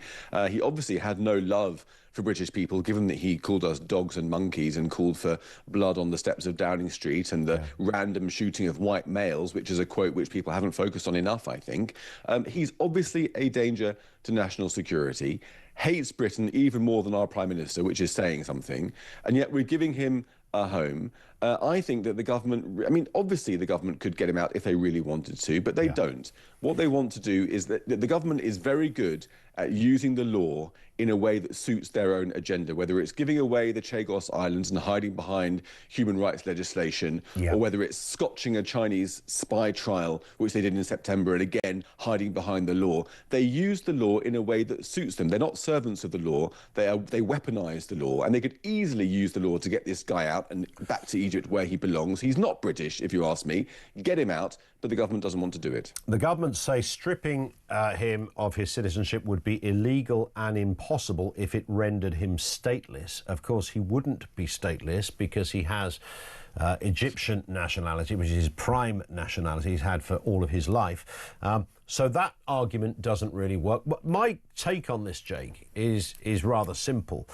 I just don't think it's in the DNA of this government to think this way. I think it goes completely against who they are, what they stand for. You look at Keir Starmer's background, it tells you everything you need to know. It's just not in them to go there. That's right. I mean, I think what it boils down to is who you really care about. You know, most people in this country want the government to care about us first and other people second if they deserve it, whereas the government cares about Abd al-Fattah first and about the British people not at all. I mean, you just talked about on this programme about the government's programme to build new houses for migrants coming in on small boats. It cares about these migrants, these shysters, benefit fraudsters, you know, and assorted criminals by and large. Much more than it does the British people. And my fear is that Cairo, which is far less naive than us as a regime, let's put it that way, will actually strip this guy's Egyptian citizenship before we manage to strip his British citizenship, leaving us with no choice but to keep him here forever. Yeah, I think that's likely to be where this story ends up, and that will, you know, immediately will be the bloodiest nose for Keir Starmer, because his argument that, oh, you can't do that will be rendered null and void if another country... It's a bloody nose that he'll welcome, frankly. Yeah, I think you're right. I think it's kind of almost a badge of honour for the Starmer administration. Jake, great to have you on as ever. Thank you very much for your time. Jake Wallace-Simmons, he is, of course, the author of Israelophobia, a regular with us on the programme. It seems extraordinary to me. We are living... I said this when COVID happened and the unthinkable then happened, and I'm talking about the lockdown. I'm talking about closing down life as we know it. Not a specific industry, but life as we know it. People's jobs, whether it was working in hairdressing, whether you were working in a gym, a bricklayer, whatever you happen to be or do, pretty much just stopped. It closed businesses. It created a mental health crisis among young people. It created a health crisis among all of us who couldn't get to use emergency requirements or the need for GP services, etc., because everything was closed. From pubs to clubs, everything shut down. And I said at the time, never, ever let it be said when a government comes back with the answer, oh, we can't do that. No, no, no, we know you can, because you can do anything you want. If you can close a country, you can deport an extremist. So we can close a country down, the cost of hundreds of billions, but we can't deport a man who wants to kill white people. That bit's impossible. First one's doable, second one not doable. I mean, what kind of crazy Alice in Wonderland world are we living when that is the state of play? Yeah, sorry, it's too complex to get rid of this terrible man, even though he's not really British, by the way. But, you know, if a swift bout of horrible flu comes lurking round the corner, we'll close the entire country. That is doable, that bit, but getting rid of him is not doable. This is cobblers, right? High-octane balderdash. But this is who governs us. And you know what? Under the Tories, the same thing. I mean, that lockdown thing, of course, let me remind you, was under the Tories. 0344 499 1000. One of the big issues we're discussing here, of course, is that of housing migrants. Get them out the hotels, said the government. Yeah, we'll do that, we'll do that. We're just going to build some brand new houses for them to live in. I mean, really? Again, example number 1,760 of ineptitude of this government. On this very point, let's get a voice note. It comes from Judy in West Yorkshire. Is this government just trying to get up everybody's nose? Because they're building council houses just for asylum seekers. Do they think all them that's sat on housing waiting list are going to say, oh, that's fine, that's fine? About 4 weeks, no, it'd be more than that, it'd be about 2 months ago, a friend of mine finally got a council house after 10 years of waiting. So I think these people that sat on waiting lists are just going to smile and say, oh, aren't the government good building these houses for people that shouldn't even be in the country? Detain and deport. That's the only answer. Thank you. And Judy, thank you. That shouldn't be controversial, by the way. When you say detain and deport, they've sort of toxified, weaponised the word deport. You know, it's outrageous, you can't use words like deport. Well, you can use words like deport. If I suddenly rocked up in any country in the world without the proper paperwork and I wasn't invited, I think it would be perfectly legit and reasonable for that country to deport me. I'm not meant to be there. I can't start utilising services or require housing. I'm not meant to be there. Now, of course, if you're a genuine asylum seeker and you're escaping a tyrannical regime and an obvious war zone, we all get that. We've stepped in to help out forever in this country, Ukraine being the most obvious example. If you're an unidentified male, we don't know where the heck you've come from, what your backstory is, anything about you whatsoever, you turn up on a boat and within 24 hours you're in a hotel. 3 meals, medical care, nice and warm, full accommodation. I mean, this is off its head in terms of insanity. This is just in another league, another stratosphere of the great unfathomable list of political blunders. It's more than a blunder, it's a crime scene, frankly. This in from David. Morning, Ian. This country really does need to get rid of Herr Starmer and his comrades. I'm a 74-year-old pensioner. I've never felt like this before. I'm starting to hate living here. I keep hearing this. I keep hearing it from you when you're contacting the shows. I hear it in my own family circle. I hear it from mates in the pub. Don't want to live here anymore. I've never heard that with such alarming regularity as we're getting at the moment. That sense that what is this place? Who is running it? Who are they running it for? And if you're one of those people that's on the council list or know what it's like to have been on a council list, and sat there, as we just heard, you know, you could be on it for 10 years or more. And we're not talking about single people here. We're often talking about families that are on that list. You can't get on one of these things. So what would spring the government into action to finally build some social housing? Oh, yeah, some blokes floating across the channel in a rubber boat. That'll get them building. Yeah, get the hod carriers in, boys. The bricks are coming. We're going to build, baby, build. Wow, you're going to solve the problem for the locals? No, the people coming from Calais. They need the houses more. If you're going to be usurped and put to the back of the queue because of that, then we are in even more troubling territory than I first thought we were. This just stinks so high heavens. And you know what? Just to compound this already grim story, the government will see this as a result. You can almost hear the Starmers and the Reeves and the Lammies and co pitching up on Newsnight saying, well, we've managed to solve the migrant hotel problem. There are now no migrants living in hotels. We promised it and we delivered. Right, that doesn't quite work because those same migrants are now living in a block of flats over the road from you, purpose-built, by the way. So it doesn't work. It's actually made the problem infinitely worse. 0344 499 1000. Max says, once we've given housing to illegal immigrants, they'll be sending for their extended families to join them. So multiply that 280,000 migrants granted citizenship last year by 3 every year and add them to the benefits bill and the resources. And that becomes the inevitability of this story. Those people that are accommodated and given the right to stay will then have the right to bring family members over as well. Again, it's a crime scene. 0344 499 1000. We'll take more calls from you on this.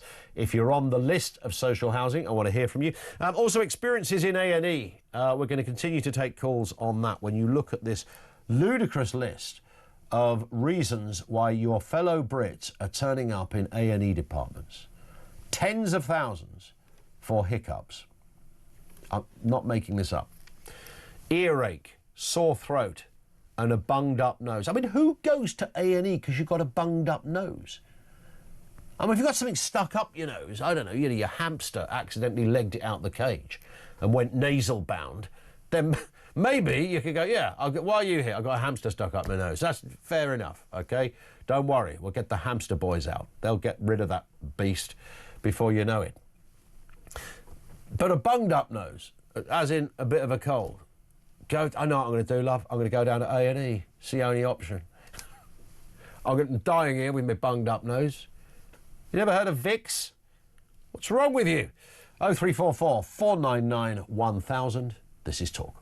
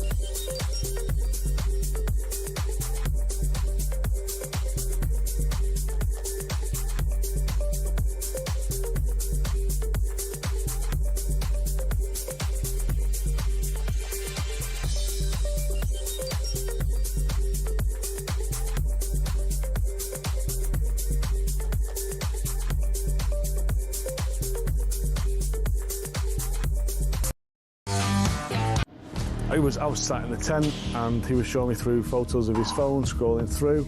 This was barbaric, horrific stuff. Blokes going through walls in vehicles and then jumping out and shooting everyone. You know, his WhatsApp picture was him with a mask on, with a gun like that. You're in a tent with this guy? I'm in a tent with this guy, and actually he's just showing me this stuff. I'm just thinking, this is not the kind of bloke you want to be coming to the UK.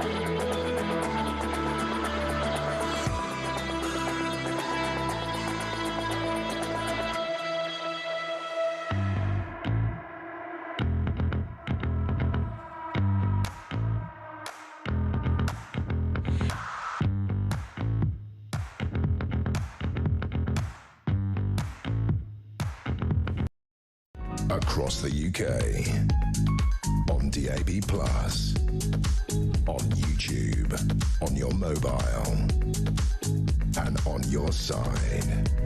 This is Talk. It is Talk, yes. Welcome back. 0344 499 1000. Pete the Mole says Starmer and co are keeping their heads in the sand on El Fattah, who is clearly a present and future danger to the British public. He must be removed. Turns out his sister doesn't fare much better in this department either. Looking at the front page of the Times. There it is, a big picture there of David Lammy. This is when he was in opposition. He said a lot of things in opposition, didn't he, Lammy, that he now doesn't say. Juries being the obvious example. But his sister Mona, who's an activist campaigning for her brother's release alongside Lammy, in a picture of the man himself, Abdel Fattah, holding a child, his own kid or whatever, but and it's a big amnesty thing, saying he's got to come back. Turns out she's had some spicy social media moments as well. What's wrong with this family? Because they can't help themselves, can they? They can't get out of bed unless they want to kill a white man. Good Lord, what is going on? Have you seen them? Holocaust denials, you name it. Zionists in particular, they're the bullseye in this man's world. It is beyond belief. Now, let's move to this story. Prince Harry and Meghan... Sorry, as soon as I said it, Prince Harry, I can see you going, what did he say? I've got the hiccups now. Prince Harry and Meghan Markle's Archewell brand is said to be in jeopardy as it prepares to lose long-serving aide James Holt, who's announced his departure as Chief of Archewell Philanthropies. What a title that must have been. Let's get a word from Rafe Haidel Manku, royal commentator, historian, senior fellow at the New Culture Forum. Rafe, good to have you with us. I mean, the Markles and the Harrys and this world are the gift that keeps on giving. This, however, is being seen as genuinely a tipping point in their fortunes. Yes, I mean, look, we know that the couple have been plagued by allegations that they're difficult to work for. Many people have actually left employment there and needed long-term therapy, as it was said in there, having worked with the Duchess. No suggestion necessarily that this chap was being bullied. Some reports that they were unhappy with him, but this does seem to be, as you say, part of an attempt to streamline the administration of this charity, which has been renamed Archewell philanthropies. And it does seem as if that they now have essentially, there are rumours of mass layoffs, confirmed departures now, structural changes around sort of mounting financial questions, because this charity was supposed to be at the heart of the humanitarian work of the Sussexes, and has been dissolved. You know, the costs are increasing, donations are falling, and they've only given out, I think, $1.25 million in grants, but their costs are around $5 million. Wow. So, yes, you don't need to be Peter Jones from Dragon's Den to realise the numbers don't really add up here. And one would have to reasonably assume that if you work in the world of marketing or public relations, as James Holt did, I would imagine at first glance that looked like the best job in the world. You know, you're going to be off there in California, you're enjoying the sunshine, you've got a great lifestyle, you'll probably fly a bit around the world, you're working with two of the most famous people on the planet, whether you love them or hate them. So to leave or to be fired, whichever one it was, would take something bad to happen, you might think. You might think that, you know, it's the honours are coming out tomorrow, the honours list, and you'd hope that he would be on there for with a bravery medal or long endurance medal for having been able to withstand working for the Duchess, particularly for so many years, because he has been the longest serving person to work there. They have said that it's been an amicable departure, but it has to obviously reflect on the style of management there, the future of the organisation, when someone who was so closely embedded with them for so long has now decided to up sticks and return to the UK. They just seem incapable of holding on to anybody of quality. They've lost over 11 publicists since they moved over there. It's quite remarkable, the turnover rate that they've gone through. Yeah, absolutely right. Here's another remarkable story, Rafe, while we're on matters royal. The Cabinet Office apparently withheld and redacted some royal travel files. They removed, there was 80 pages that were released, but 16 of those pages were removed. 10 redactions were made over 2 years, including 4 in the last 2 weeks, for goodness sake. This has prompted accusations of a cover-up. What did they not want you to see about their travel arrangements? And the smart money suggests this is something to do with Prince Andrew. That's right. So there's something called the 20-year rule, where government files are transferred over to the Public Record Office in Kew. It's a standard procedure, but under the Public Records Act, they are able to withhold certain documents relating to the royal family if deemed necessary. There seems to have been an administrative error here, and the royal family documents were also released before being withdrawn. But this, of course, has now given many people the reason and the right to say that there's been a cover-up here.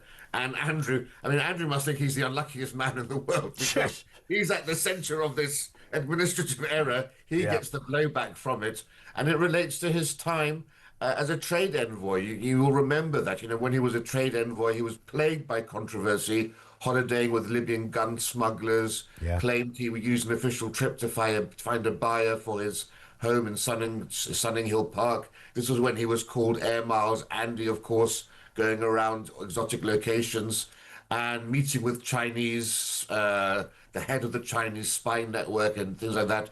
And unfortunately, in these documents that were released, there's evidence of discussions around trips by him to rather suspect parts of the world.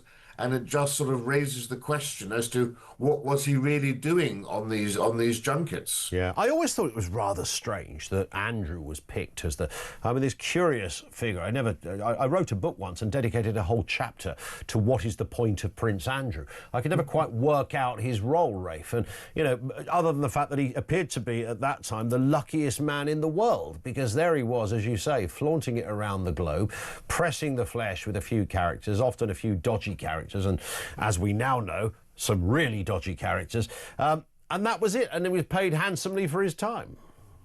Yeah, I have to say, in his defence, he did take the role very seriously, perhaps too seriously, in terms of his own side on it. But in terms of promoting British trade, he was very passionate about doing that. And actually, you know, when you're dealing with parts of the world that aren't democracies, that only understand things like monarchies, think about the absolute monarchies in the Middle East and elsewhere, they did appreciate having the Queen's son there to talk to and parley on equal terms.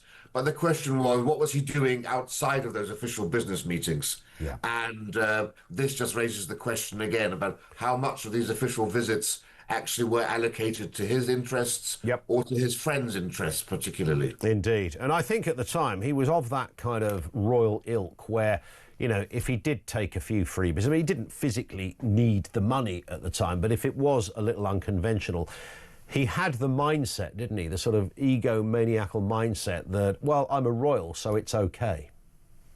Yeah, well, that's been his raison d'etre. That's been his calling card. Ever since he was a young boy, essentially. You know, that sense of this royal entitlement, and it's, you know, pride comes before a fall, and as we all know, be kind to people on your way up, because you'll need them on your way down. And he's been found to be rather lacking in support on his way down. But the other question here, of course, to be raised, and that is being raised, is it still right in this day and age now for the government to actually withhold royal documents that aren't going to queue?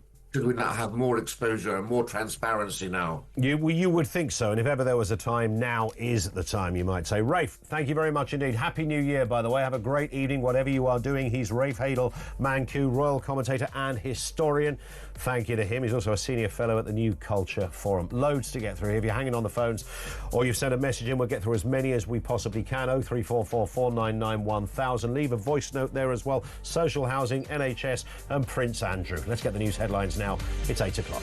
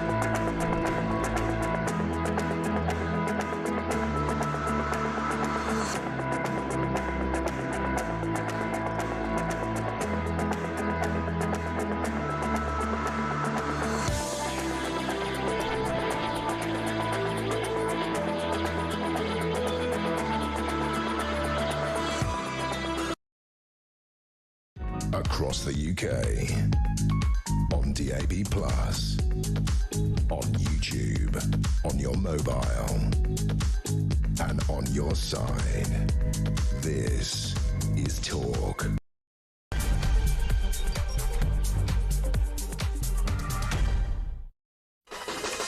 And good morning. Welcome back to the home of Common Sense. Ian Collins here for a couple of days for the remainder of this week. Not tomorrow, but back on Friday.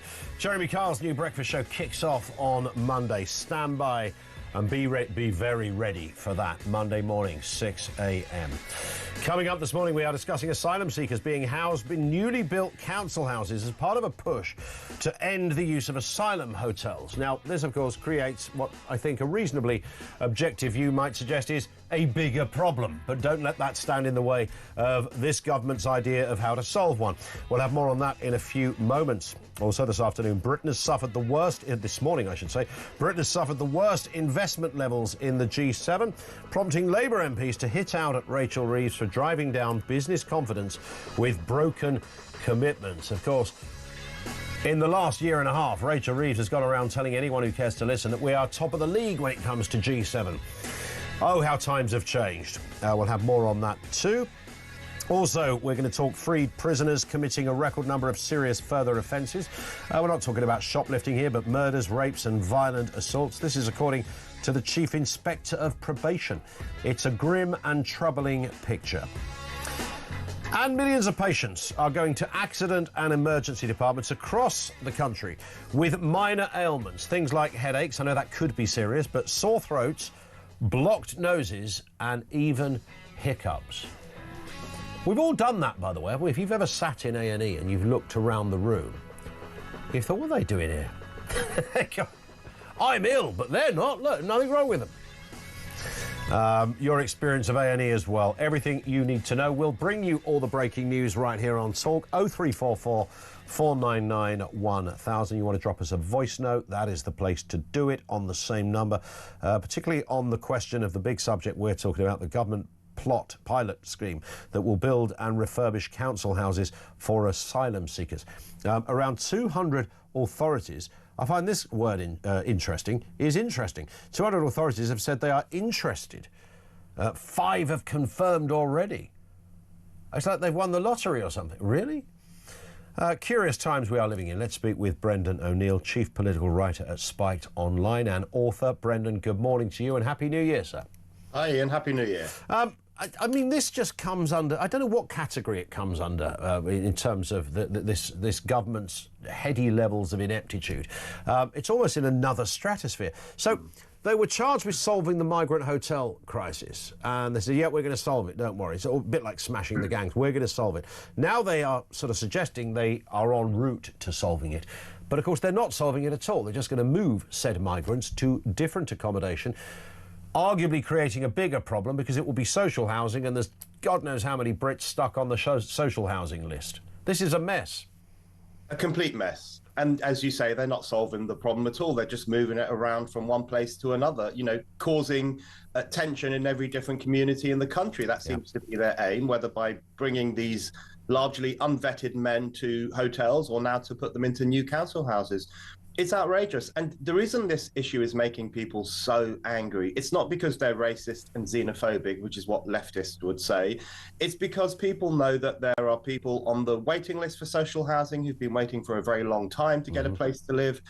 We know that there are lots of Brits who are struggling to make ends meet, who sometimes have to choose between feeding their families or heating their homes. We know about all these problems. And then we see these men illegally cross over our borders, which obviously you're not allowed to do. And they are instantly given 3 meals a day, put up in a 4-star hotel, and now they might even be getting a nice new council house. This prioritization of so-called refugees, and I think we're pretty sure that most of them are actually economic migrants, that's a real problem. It really suggests that the government's priorities are completely warped and that they don't take the concerns of ordinary Brits seriously at all. Yeah, and this is a glaring example of it. And I come back to what I was saying to a previous guest on this, Brendan. One of the problems, like so many issues with this government, and the next story we'll come on to is again a cracking example of that. It's not really in their DNA to care about this. Their political antenna doesn't ping when these stories happen. Oh, absolutely. I mean, the only thing that pings is their sense of virtue. They think they're wonderful people for helping the wretched, helping the oppressed, helping the kind of self-styled refugees. But that doesn't wash anymore. I think that's fallen apart. And now what I think the political class is realizing quite belatedly is that ordinary people have had enough of this. They've had enough of our borders being broken, being so porous that people can just cross them whenever they please. They're sick of people being given priority over them and their families who've lived in this country for decades, centuries, for a very long time. You know, they're sick of all of it. And it really speaks to, you know, if a government can't control its own borders, if a nation refuses to police its own borders, then it loses the right to call itself a nation in any meaningful sense. Of course it does. The starting point of nationhood and the starting point of democracy itself is that you have a particular piece of land and you protect it from external threats. This government has flat out failed to do that, and so have previous governments. Yep. People are now tired of it. It's not even controversial to say what you're saying here, Brent. I mean, years ago, you know, some of these headlines, people would have just assumed you were making it up, that it came out of a BNP pamphlet or something. You know, that isn't the case. This is the reality of our times. We have 100,000 people currently stuffed in hotels and landlord private accommodation. We've got 1.3 million of our own people waiting on social housing. And in all likelihood, many of those 100,000, it's arguably more, are likely to jump the queue. And that's going to be the real problem here. It's hard enough to even get social housing. But when somebody floats across the channel on a rubber boat and is given a house, I would suggest that's a crime scene for a government. It's almost unbelievable. And as you say, it would not have been controversial, even just 10 years ago, to say, look, if you come to a country illegally, we're going to throw you out. Yeah. I don't know how it's come to be so controversial to say that illegal immigrants should be deported. Yeah. Or, you know, and the kind of so-called anti-racism protesters even describe it as fascism. Do you remember they were in Epping screaming in the faces of those local women who were protesting at the hotel in Epping, the migrant hotel? Yeah. They were screaming fascist, Nazi, etc., etc. All those women were calling for was for unvetted men to be taken away from their local communities, for women and girls to be protected from this threat, and for our borders to be policed properly. You know, if I went to France without permission and snuck in and started working and earning money on the black market, they would kick me out, and they would have every right to do so. Correct. We've known forever that you can't cross into a nation without permission, and that when you do so, you will be punished and very possibly deported. The idea that it's racist to say that is just preposterous. And I think that's probably what sections of the political class are waking up to, that they've been in this fever dream of open borders and virtue signaling for the past 10 or 20 years. And thank God, at last, the common sense of ordinary people in this country has been brought to bear against that lunacy. Absolutely spot on. I mentioned a second ago things that aren't in the political DNA of Keir Starmer and his government, and the case of Abd El Fattah is right up there as well. Calls for him to be deported, stripped of his citizenship. The government say, no, you can't do that. It's illegal. It can't happen. There's now a suggestion that Egypt, because this man has dual citizenship, and let's be honest, he was never really British anyway. It was pretty much a technicality. Egypt may strip him of his citizenship, which would leave him stateless if the government in this country tried to follow. They're not going to try and follow, but they're arguing that they can't do it because it's illegal. I'd say this is nonsense. You know, I'm going to be blunt about this. El Fattah should not be in this country. You know, we have got to get a lot more serious about who we bring into this country, who we grant citizenship to. Yeah. The failures of vetting on this are catastrophic. And, you know, none of this was a secret. His tweets have been out there for years and years. The Wall Street Journal published an article about him in 2014 saying, listen, he's a hateful guy. He says really disgusting things about Zionists and about police officers, etc. He was withdrawn from an EU prize for freedom of thought in 2014. Israeli newspapers have been publishing articles about him for a very long time. This was public knowledge. It was a known fact that this guy held and expressed extreme, objectionable, racist, and even genocidal views, talking about wiping out white people or killing Zionists or whatever else it might have been doing. We shouldn't be letting people like that into Britain. Correct. We certainly shouldn't be granting them citizenship. And we now know that his sister praised the imagination of the 7th of October attack, the worst mass slaughter of Jews since the Holocaust. Do we want these people in Britain? We've got enough of an anti-Semitism problem ourselves. We don't want to be importing more. So, but you're right, it's not in the DNA of this government, especially the kind of human rights guy, Keir Starmer, who loves pouncing around the world stage, acting as the great savior of the oppressed. It's not in his DNA to be realistic about who these people are and to take action against them when they do things like this. But that's what people want, and I think Keir Starmer needs to rethink. What's interesting, just to compound the confusing misery of this story, Brendan, is that Keir Starmer's initial tweet that he put up on Sunday night, I think it was, saying, you know, we welcome this man back. It's been our top priority to get him back. That still remains on Keir Starmer's Twitter feed, which rather suggests this man isn't so much deaf to what's going on in the room and the public mood, but he's doubling down on it. Yeah, he's doubling down. He is. That tweet will haunt him for the rest of his career in Downing Street, which some of us hope will be quite short. But that will haunt him, that tweet. And, you know, the two words that leapt out from that tweet for me were top priority. You know, imagine posting that on Boxing Day. This was Boxing Day 2025. People were coming down from their Christmas parties that they probably could ill afford. You know, people are struggling to make ends meet. They're worried about what 2026 is going to bring. And there's the Prime Minister of their country saying that a top priority for our government has been bringing this man to Britain. A top priority. It's completely insane. Even if El Fattah had been a morally spotless campaigner with no skeletons in his closet, that would have been a bizarre thing to say in a time of crisis like the one we're living in.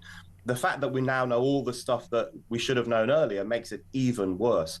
But, you know, it's like a microcosm of Starmerism, this whole scandal, because it shows that this is a political class that much prefers kind of swaggering around the world stage and rubbing shoulders at Davos and hanging out with globalist NGOs. They far prefer that to the tough task of making life better in Britain. Every day of the week. Thinking about what British people want, what British people need. You know, that old-fashioned approach that a government should represent the interests of the people that elected it. Crazy. Horror. Yeah, so they're not interested in that kind of petty stuff. No. They just want to pose as these great saviors of, you know, foreign-born activists. So it really does sum up this government, their attitude to borders, their attitude to due diligence, which they didn't seem to do at all, and their attitude to ordinary Britons, who they just seem to have this growing contempt for. Indeed. Beautifully put. Brendan, thank you for your time this morning. Great to have you on with us. Have a lovely evening, whatever you're up to. Brendan O'Neill, he is the chief political writer at Spiked Online. Thank you to him. Comments from you, Jan in Newcastle, says, morning, Ian. We have Brits, families with children living in adapted metal containers. We have families in one-bedroom flats with 3 kids. Why can't they be put in new social housing and the migrants put in there? This is a national disgrace. This government is warped through massive inexperience, incompetence and ideology, says Jan. And great point, Jan in Newcastle, particularly the last point about ideology, which is the point we were discussing with Brendan there, that it's just not in their ideology to think this way. So the Abdel Fattah guy, they can't bring themselves to go to this place where you would take what is the only decision any sane and sensible government would take. They're acting like kind of left-wing students on this. No, we can't deport him. We can't take away his citizenship. You can do all of those things if you want to, Prime Minister, but you just don't want to. And the greatest evidence for that is that tweet that is still up there. Why would you keep that up there? Why on earth would you talk about this being a top priority if you weren't doubling down on the point and sticking a finger up to the rest of us going, do you know what? You lot can say what you like. I know what makes me feel like a better person. And that's the thinking. 0344 499 1000.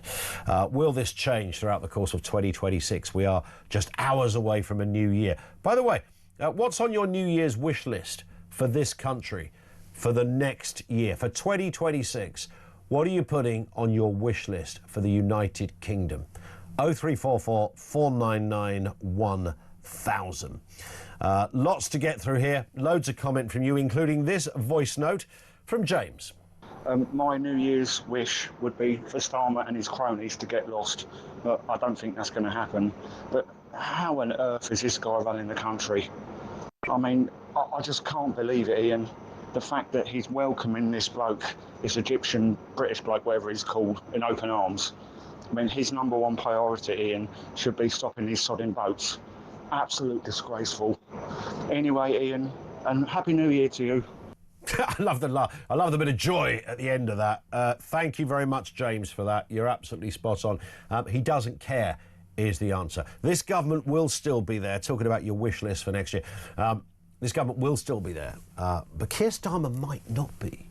I mean, it is possible that Starmer himself will be gone because the May elections, based on all of these stories, and this is the bit that even almost willing to surrender his own political career. He doesn't realise this because he thinks he's right.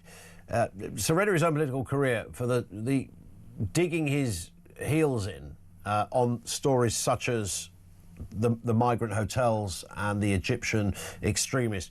He's surrendering his own future to stick to his kind of human rights credentials as a lawyer. That's how I think he's rolling on this one.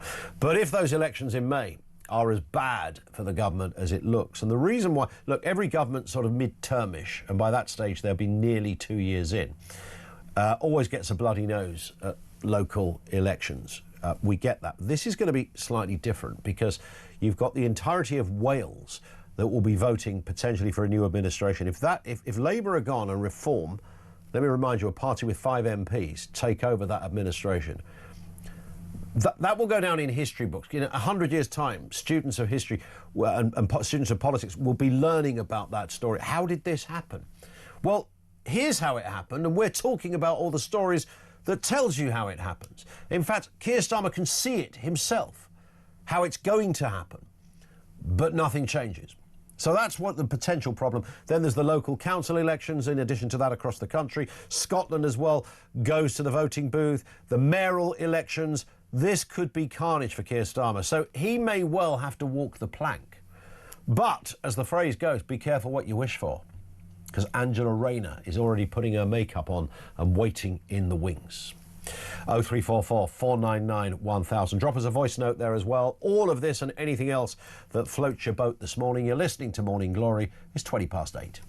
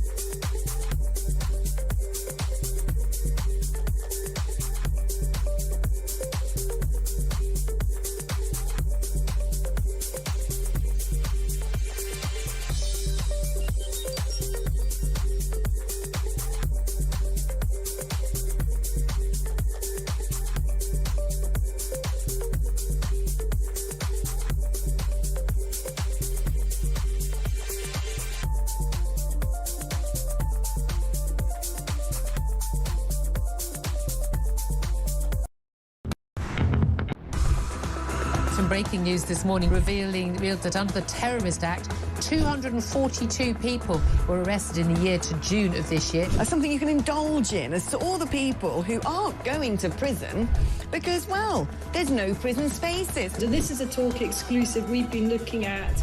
I said, you take these cuffs off me and speak to me like a human being rather than a common criminal. You're just left wondering, does these people who lead us actually hate Britain? Yeah. Do they not love our country and everything that we've stood for?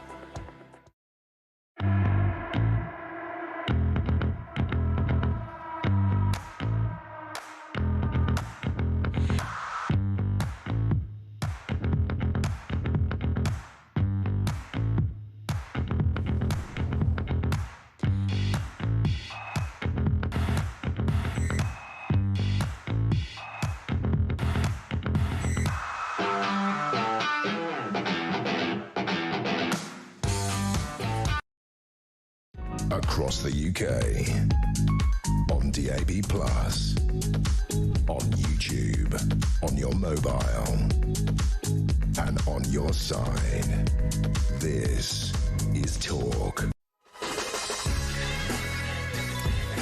Good morning. Welcome. It is Morning Glory here on Talk, the home of common sense, 22 minutes after 8 o'clock. This comes from Catherine in Ashford in Kent. I was down there on Saturday, actually, Catherine. It says, good morning, Ian. Because of the number of A&E time wasters that are always clogging up our local hospital, that'll be the William Harvey, my husband nearly didn't go in when the ambulance crew recommended he went yesterday after suffering chest pains. Just as well he did go, it turned out he'd had a minor heart attack. It's a great point, because that's an example where, you know, the chest pain thing is an example where you should go to A&E, and if it, well, in fact, you should probably call 999 if it's serious, and you know your own body, don't you? Go, there's something not quite right here.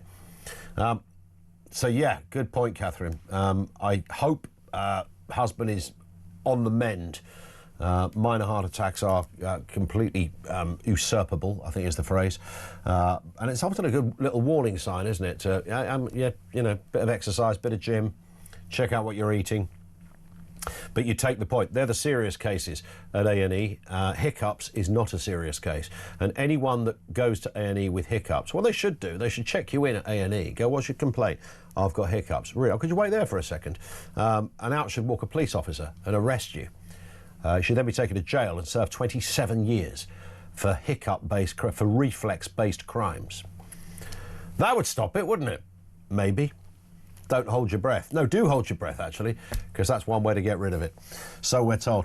We're talking about this story of asylum seekers being placed in newly built or refurbished council homes under a government pilot to end the hotel migrant crisis issue. Now, this is just confusing at every level. There's about 200 councils that have shown an interest in this. They've shown an interest. Wouldn't councils go, we've got no interest in this? No, they've shown an interest. Brighton and Hove, no surprise, is up there. Hackney, no surprise. Peterborough, Thanet and Powys confirming they want in. We're in. Yep, we're in. You haven't won anything, guys. You're in. Why would you be so excited about this? Let's speak with Tony Smith, former head of the UK Border Force, who regularly helps us out with these stories. Morning to you, Tony, and Happy New Year, sir. Morning, Ian. Happy New Year. Nice to have you with us. I mean, it's like I always liken it to an episode of Roadrunner, where they're thinking of new and imaginative ways to catch the problem and solve the crisis. And they never do. You hear a meep, meep, and they just move to the next idea. And this cracking idea to solve the hotel problem is to simply build houses, which I would argue, and I think reasonably, creates a bigger problem. Yeah, the problem they've got, Ian, as you well know, is that communities are getting sick and tired of this because of the impacts upon them. And it's not just housing, is it? It's access to services, it's community unrest. We've had criminality in communities being reported now.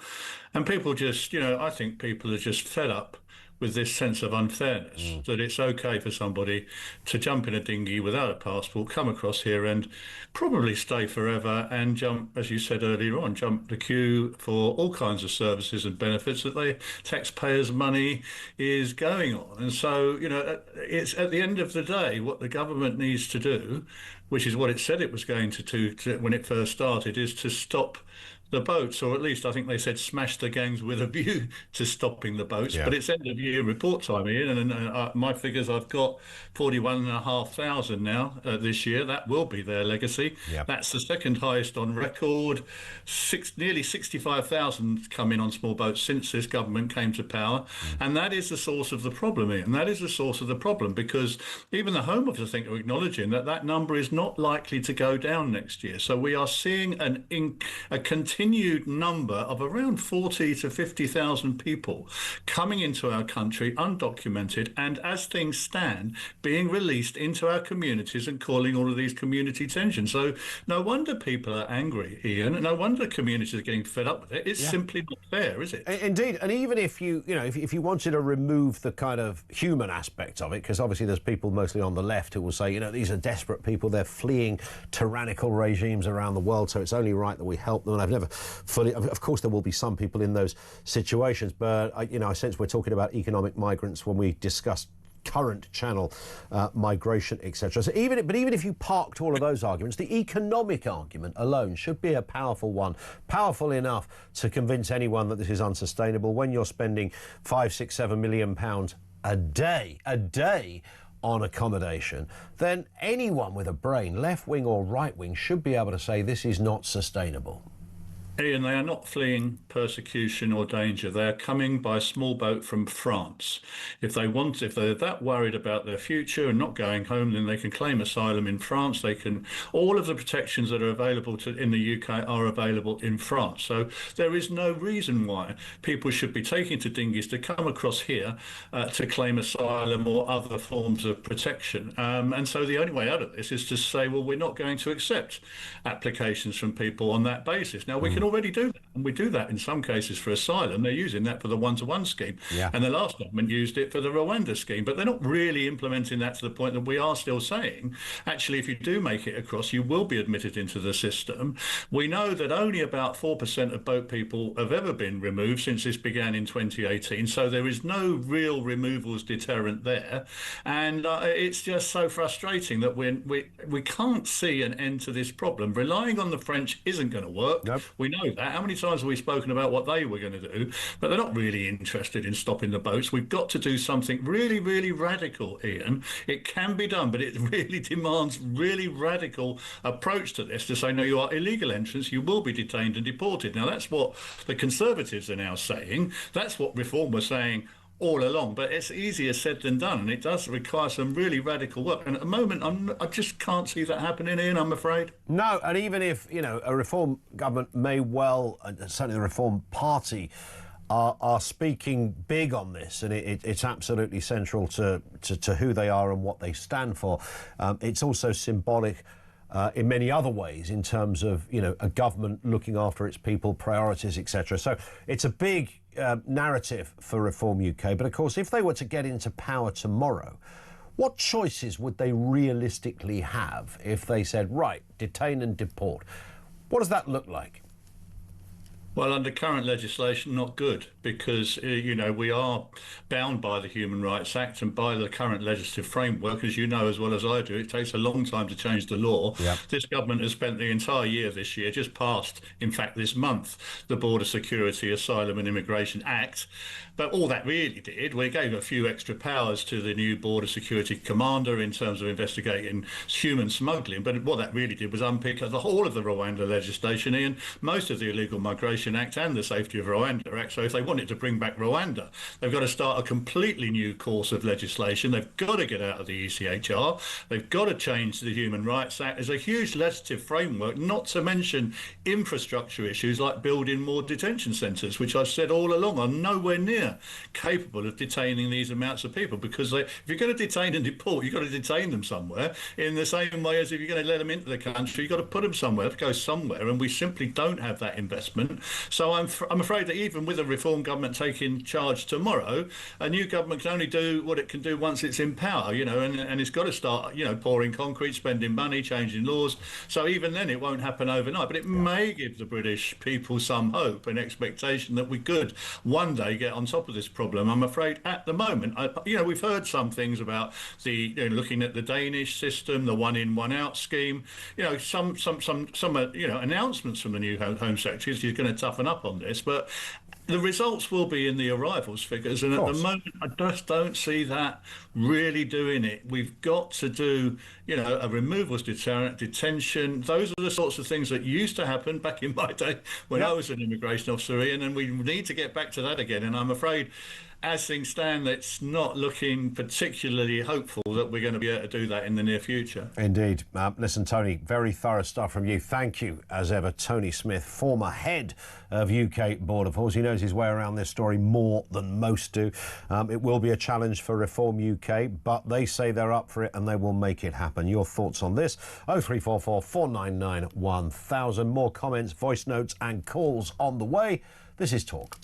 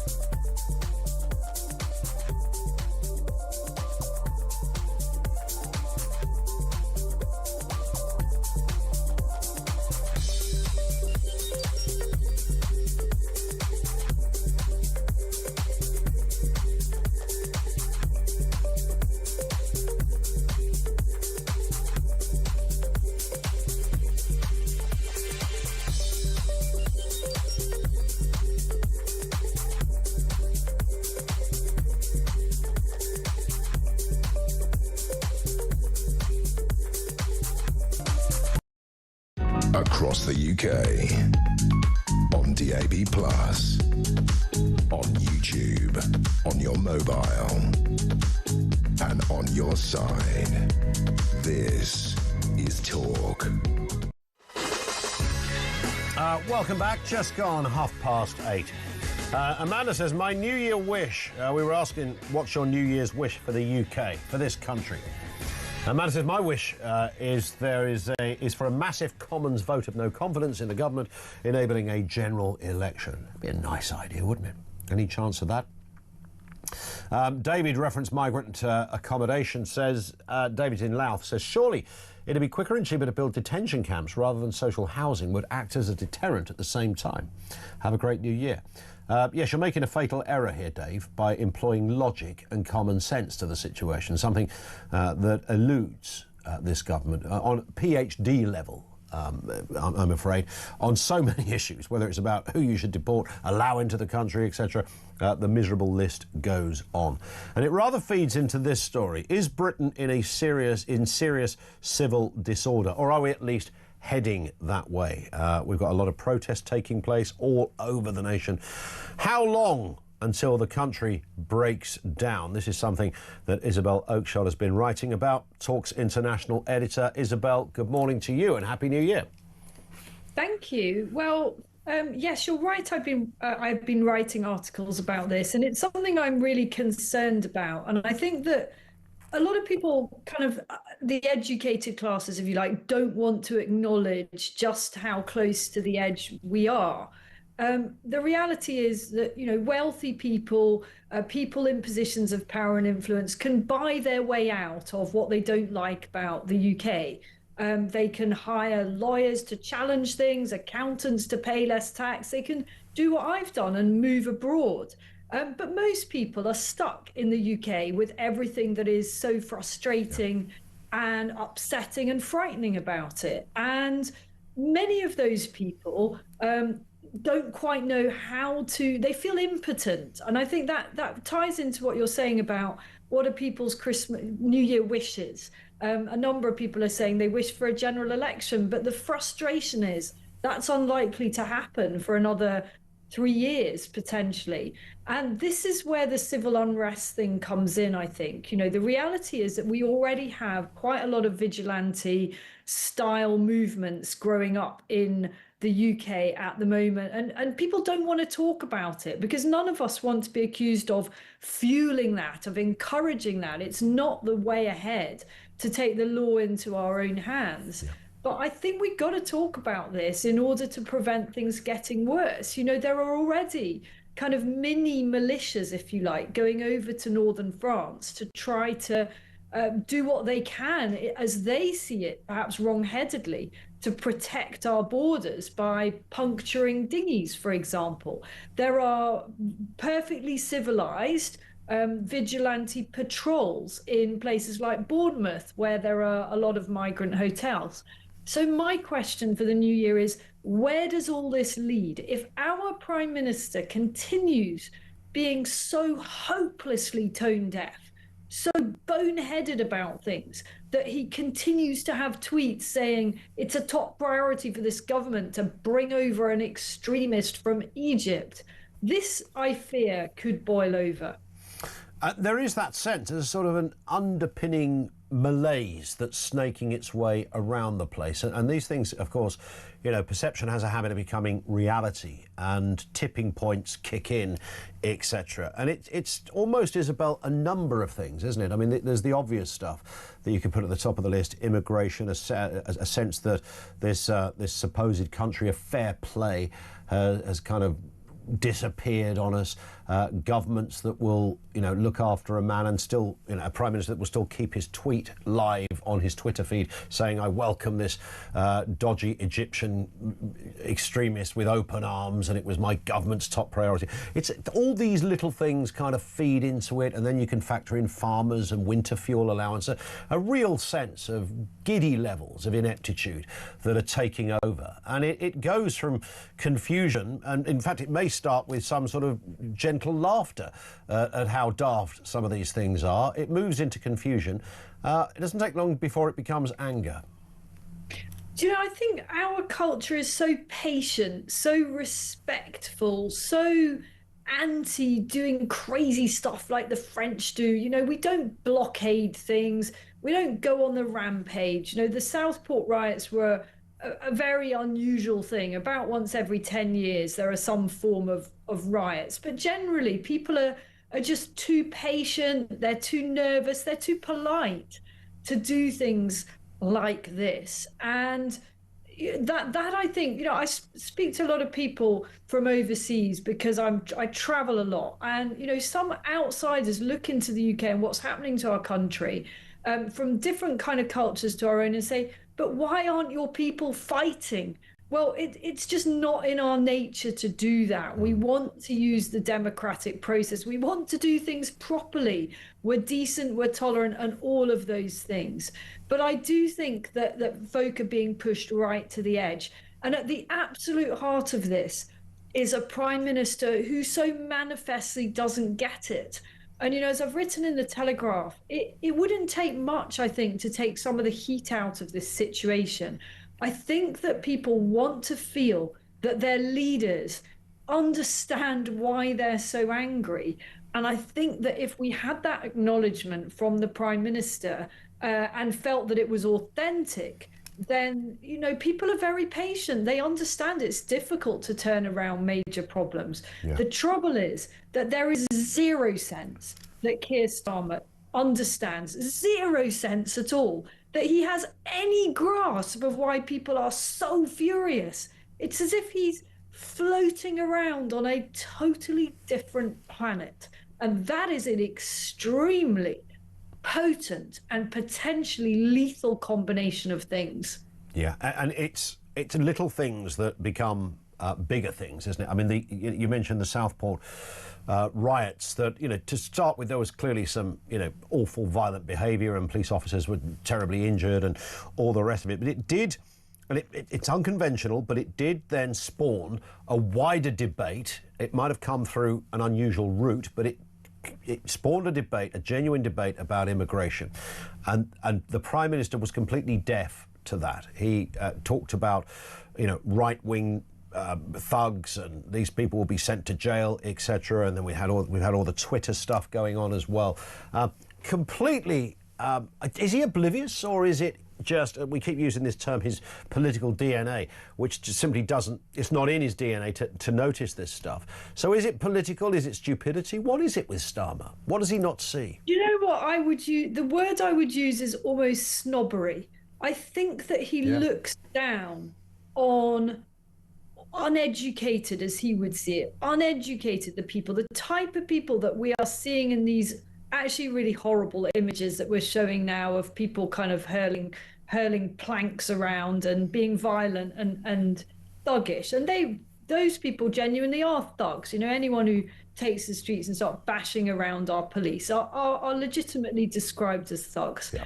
But I think that he can't understand why ordinary, decent, law-abiding people keep taking to the streets peacefully outside migrant hotels, because those people are afraid of many, many undocumented men from places we don't know, from cultures and backgrounds and traumatic pasts that we don't know about, intermingling in our community. That is an entirely legitimate, rational fear to have. But Keir Starmer sees this as a lawyer.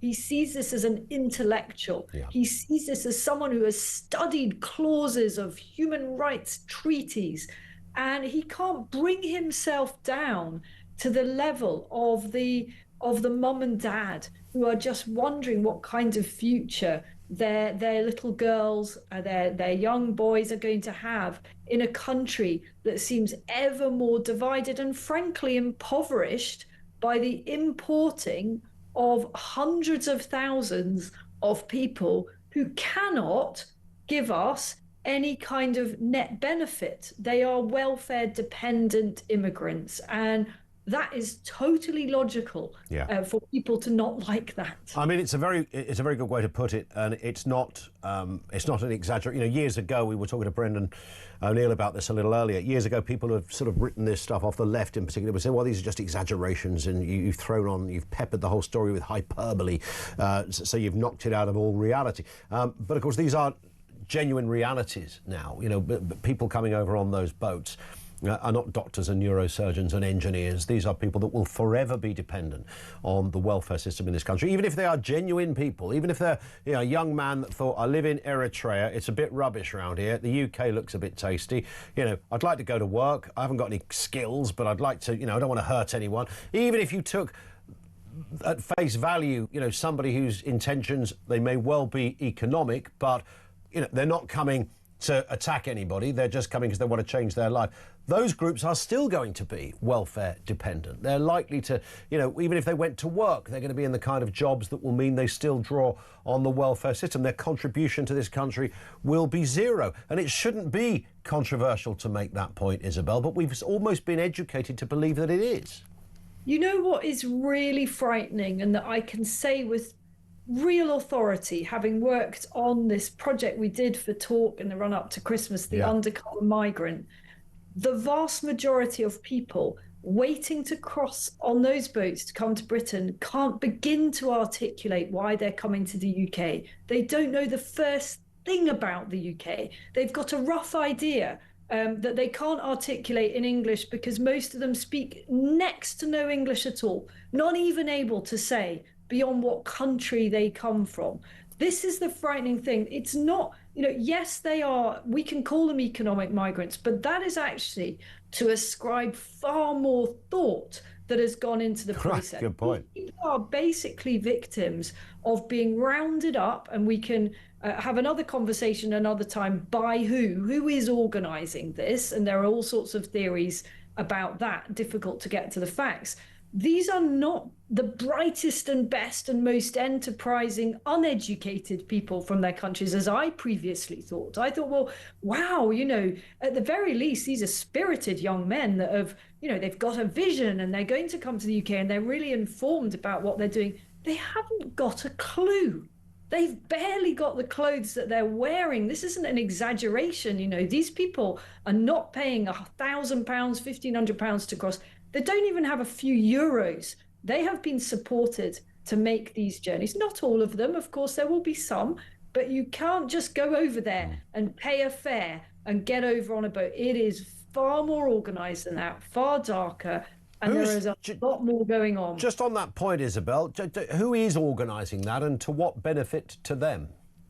I think this is a whole other investigation. And of course, it shouldn't be up to people like me and other journalists to be doing that investigating. No. Our government should know. They've got all the resources of the of MI6 and MI5 and all the Interpol and all the other agencies. I think there's a mixture of stuff going on, but I certainly think that there is a story and a thread to explore of hybrid warfare and Russian destabilization efforts. Now, I'm not saying that even the majority of those coming over have some kind of Russian organization behind them, but there is no doubt that some of it does. We were struck by the number of Russians or those with links to Russia that we found in those migrant camps at an organizational level. But it's not just that. There is I fear there may well be some kind of Muslim Brotherhood, radical Islam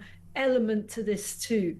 But I don't want to go too hard on any of this, because these are big things to say. And, you need a lot more evidence than just to chuck it out there. So what I can say for sure is there is a Russian element to this, and I'm pretty sure there is a Muslim Brotherhood or extreme Islam element to it, but there's an awful lot else going on too. Yeah, well, we will revisit this, I'm sure, many times in 2026. Isabel, thank you. Have a lovely evening, by the way, whatever you are up to as we turn into the next year. Isabel Oakeshott, Talk's international editor. You heard what she had to say. Your response to that, 0344 499 1000.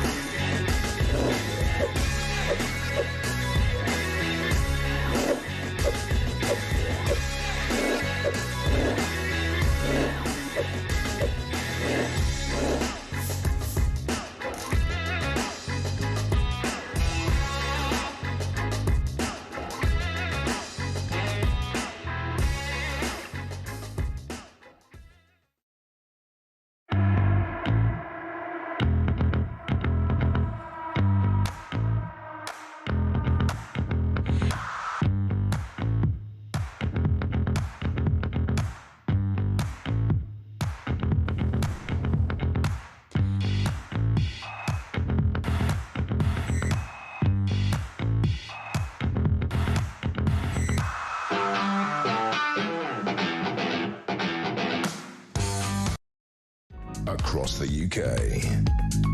On DAB+, on YouTube, on your mobile, and on your side. This is Talk.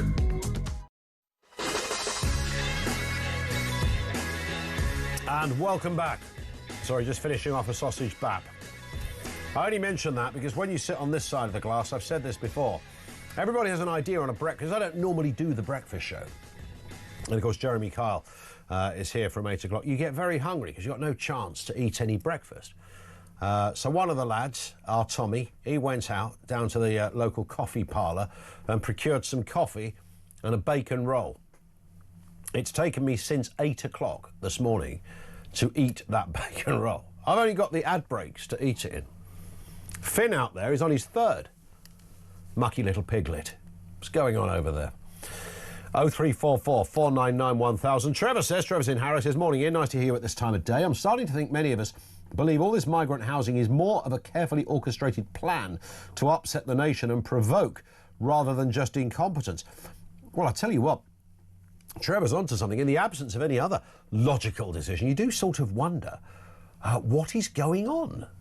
I mean, what is going on? I mean, the levels of confusion around all of these stories, whether it's that Egyptian fella or somebody, it's just bananas. You can't keep up with this. Lines are open. We'll take some voice notes on that as well. Your message is 87222. It's 10 to 9. Let's get the sports news. 90 minutes in 90 seconds. From The Sun. And with us, Tom Barkley, senior football writer at Sun Sport. Afternoon to you, Tom. Or morning to you, I should say, Tom. Morning, Ian. How are you doing? I'm good. Nice to have you with us. Let's start with that. I mean, this was a devastating story from the last 48 hours. Anthony Joshua involved in this horrific and fatal car accident. Miraculously, somehow walked away with minor injuries, but I understand still in hospital. Still in hospital, yeah. This is the splash, the front page of the Sun today. Anthony Joshua feeling pain all over his body after that car crash, which, as you say, miraculously he walked free, but sadly, very tragically, two of his close friends, Sina Gami, who was his conditioning coach, and Latif Latz Delhi, who's his personal trainer, both tragically passed away in the accident. As I say, AJ is said to have pain in his knees in particular and all over his body, but it's particularly the sort of mental scars that his sort of team are more worried about, whether he'll want to come back to fight again, something like that. You just try and put yourself in his shoes. That would be such a traumatic event. Yeah. You can understand why it might have long-lasting consequences on what he does with the rest of his life, I suppose. But as it is at the moment, he's going to be in hospital over New Year, being under observation. Of course. Yeah, we mentioned this yesterday. I mean, many of us from time to time are involved in a prang or even a car crash. Very few people in life are involved in a crash where two people sitting in the car with you are killed. And the potential profound effects of that going forward are absolutely huge. Yeah, absolutely. I mean, the kind of thing that can change your life because it can have such a sort of PTSD effect. Yeah. We'll only know in time, really, won't we? I mean, he's due to fight Tyson Fury, or the plans of fighting Tyson Fury next year in a £100 million fight. He obviously just fought Jake Paul and beat him in a money-spinning £70 million fight there. But yeah, I guess all of those future sort of boxing matches and whatever he wants to do in his future, what he plans to do in his future, obviously parked for now, and let's see what happens, how he sort of recovers, I suppose. Indeed, we wish him all the best, of course. Let's talk about last night's football. Big set of fixtures, of course. I said yesterday I'm a Chelsea fan, Tom, and when we talked about this yesterday, I said, stand by for an annihilation against Bournemouth. It wasn't quite an annihilation, but it was looking that way in the first 6 minutes when Bournemouth chipped one in early doors. Cole Palmer, of course, came back to form. I know it was a penalty, but nonetheless, equalled it up. And then, of course, it all resulted in what I would describe as a humiliating draw. Bournemouth should not be drawing against Chelsea. It's as simple as that. Leeds shouldn't be beating Chelsea. I mean, I could go on, as you can probably gather. So not a great night for Chelsea, but an incredible night for Arsenal, because their fixture was a little more tricky. It was against Villa, and they absolutely pummeled them. Absolutely. Arsenal, this is a huge statement victory from Arsenal. I think they're obviously top of the league going into the game, but with Man City breathing down their necks, how could they fare against the Aston Villa team, who've just been on fire? 11 straight wins going into this match against obviously their Arsenal's former manager Unai Emery is working absolute miracles at Villa with some great players. Morgan Rogers in the form of his life and likely to start number 10 for England next year. But what a response from Arsenal! Sort of first half it was even Stevens, and then blew them away in the second half. 4 goals they scored. They were 4-0 up. Late consolation from Ollie Watkins, but it was the two Gabriels. How fitting for Christmas! Angel Gabriel Jesus, and the centre back Gabriel scoring the 2 sort of key goals, along with Trossard and Zubimendi. And Arsenal, obviously City play Sunderland away tonight. It's a tricky fixture with how Sunderland have been going. Arsenal just keep laying down the gauntlet, don't they? And they really do look like the real deal this season. Yeah, they really do. At the other end of the table, of course, is Wolves, now on the great record of 3 points. Of course, you only get 3 points in their case for 3 draws, because they haven't won a single match all season. One of those draws, however, happened last night against Man United. Yeah, Man United suffering the same fate as Tottenham earlier this season, drawing at home to Wolves, and I think this game in particular is going to really wind up the United fans. They've been very patient with Ruben Amorim and his how wedded he's been to his 3 at the back system. Ironically, he changed it, didn't he, against Newcastle the other day? He played a back 4, and it paid off. They beat Newcastle 1-0, and then you play at home to what is on course to be the worst team in Premier League history.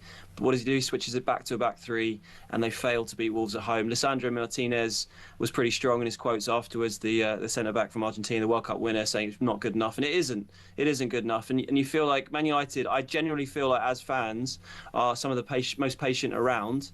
They have been with a lot of the managers since Sir Alex Ferguson, but I think this particular result, coupled with the 1-0 defeat at home to Everton a few weeks ago, when Everton were down to 10 men for most of the match and he still stuck with the back 3, those are the kind of performances and results that are really going to start to get to them over Ruben Amorim. I wonder if they'll start losing patience. Yeah, I've thought it's been a really interesting season so far, if I'm honest, Tom. I know that, each year you sort of wonder, everybody has it marked out. When Liverpool were riding high, we kind of knew early doors, they're going to take this. Similarly for Arsenal at the moment, although City, they are, I know the gap has widened somewhat, but as you say, City's got that game in hand for this evening. So only a couple of points in it, whilst Arsenal do look as if they might as well be crowned league champions tomorrow. It ain't over, and that's the great thing about football, isn't it? This could turn around. You only want Arsenal to have a little sticky run for a couple of weeks, and, things can change dramatically. 100%. And also Man City is the Pep Guardiola factor, isn't it? He's been there, done that, bought the T-shirt. And I think, to be fair, Man City, when they're fully firing, Arsenal, from an attacking perspective, notwithstanding last night's result, generally don't quite get to that same level of attacking performance. Defensively, they're brilliant, Arsenal. That might well be what wins them the league. But if City can sort of get some consistency, which they have generally managed to do, Pep's being far less sort of rotational with his team, generally picking the same players. Ryan Cherky looks like an absolute diamond in midfield. Foden's playing well again. Haaland's obviously a machine. There's definitely a long way to go here, and I fancy City. They're the kind of team that can go on runs and just keep winning and winning and winning and put that pressure on Arsenal. I feel like this one between the two of them, and it will just be the two of them, is going to go down to all the way, I think. Yeah, I think so. Am I the only person who could literally sit and watch Pep on the sidelines for 90 minutes and enjoy every moment? I'm sure if there was manager cam, if there still is, that'd be more entertaining than some of the football matches I've seen this season. Well, absolutely. I had it with Mourinho when he was at Chelsea. I used to absolutely love watching him articulate as the manager of Chelsea. But Pep, of course, I mean, he's a devilishly good-looking chap, knows his football inside out, and he's just incredibly entertaining. Not necessarily worth the full ticket price these days, but you get the point. Tom, thank you very much indeed. Happy New Year, by the way. Tom Barkley, senior football writer at Sun Sport, with us on the programme. Some great comment coming in from you. We'll do more of that in the next section. Text, voicemails and the like on 0344 499 1000, or you can message us on 87222. Right now, let's get the latest news headlines on Talk. The time, 9 o'clock.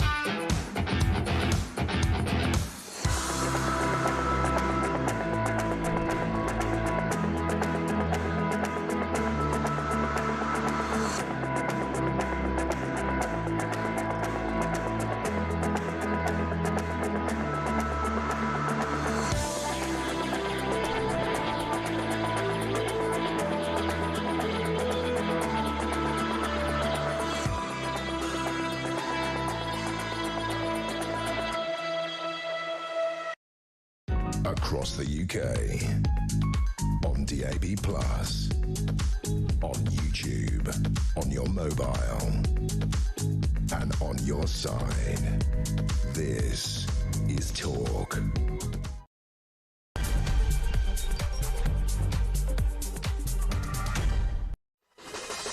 And good morning. Welcome back to the home of common sense. We are rammed to the rafters with topics and subjects here. We're taking your calls and comments on the way. A particular focus on that story of asylum seekers who will be housed in newly built council houses. This is part of the government's laughable push to end the use of asylum hotels. What do? Or just put all those people somewhere else, arguably making the situation so much worse. Your thoughts on that? Lines are open. Also, Britain has suffered the worst investment levels in the G7, prompting Labour MPs to hit out at their own Chancellor Rachel Reeves for driving down business confidence with broken commitments. And there's been lots of those. It wasn't long ago she was telling anyone who cared to listen that we were top of the league when it came to matters based on G7 status. How times change. Also this morning, freed prisoners are committing a record number of serious offences, including murder, rape, violent assaults. This is according to the Chief Inspector of Probation. This is a grim picture, and it's what happens when you release bad people from prison way too early.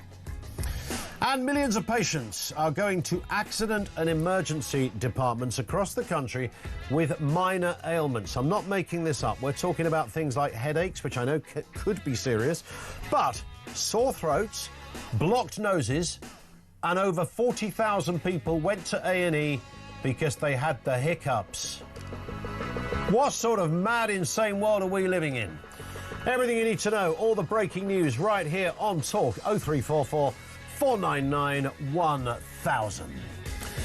This comes in from John in Bury, reference Isabel Oakshott, who was with us just before the news. Isabel is right. It's common sense that these boat migrants have nothing, so they owe somebody a lot of money for getting them to Britain. So common sense tells you they need to do illegal activities to pay back the gangs. Why can't this administration see it? I live and work in North Manchester, can't even afford the train fare to London, never mind crossing all of those countries in Europe to get to the UK. Thank you, John. That's brilliantly put as well. The levels of costs involved for those individuals.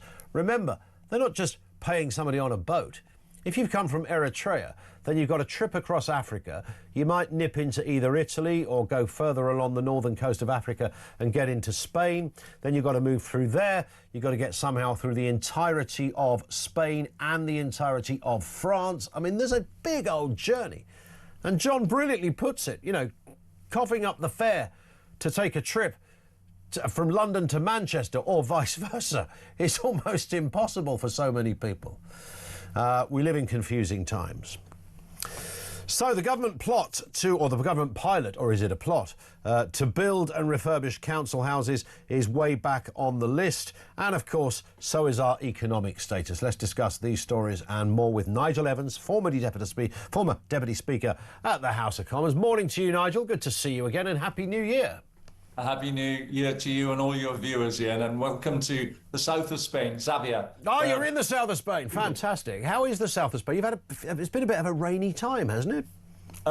Yeah, 3 days ago it was torrential rain and 3 people died during those storms. It's the worst electric lightning storm that I've ever seen in my entire life. But since then, the weather has improved dramatically and we're all sitting outside in shirts and just enjoying the weather. Yeah, so New Year's Eve will be possibly, not quite in the 20 degrees category, but it'll be nice weather. You can still sit on the veranda. Absolutely. I'm looking forward to it. Well, I tell you what, you're in a growing group of people, Nigel. I know you don't live there all the time, by the way, but a growing group of people who do want to leg it from the United Kingdom, and there's many reasons why. And if you look at you've been around Parliament for many, many years. You know the system backwards. You've been there when Labour governments have been in power. Your own party, the Conservatives, have been in power. Have you ever seen anything quite like what we've got at the moment running this country? No, and listen, the Tories made mistakes, and that's why we paid a very heavy price at the 2024 general election. But I have never, and I was a member of Parliament for 32 years, I've been interested in politics my entire life. I have never seen an administration make such a bad start, and I've just cleaned up what I was about to say, a bad start to any administration ever in my life. It started with the winter fuel debacle, and it just got worse from then on in. And don't forget, one of the promises that Keir Starmer made was growing the economy. And as you've just indicated, we've now got the worst investment of all the G7 countries.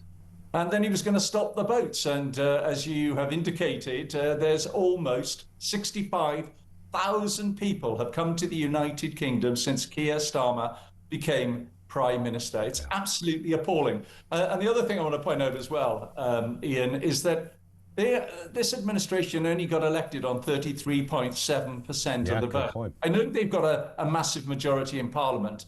They may have a majority, but they do not have a mandate for the policies that they are bringing forward. It's actually ruining Britain.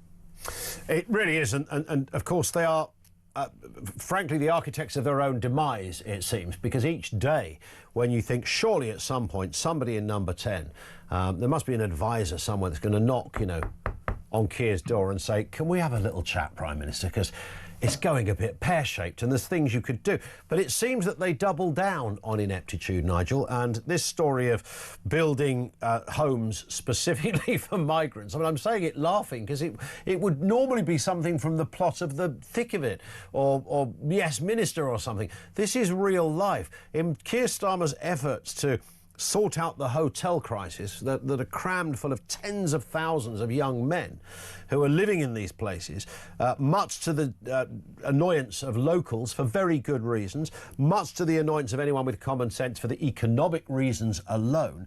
Starmer said he's going to solve it, and now he's going to stand up in about a year's time and say, see, I told you I've solved it. The hotels have all closed and the migrants have all gone. But of course they haven't gone. They've just been moved into new places, i.e. council houses, some of them freshly built, which is arguably a worse situation than the hotel crisis.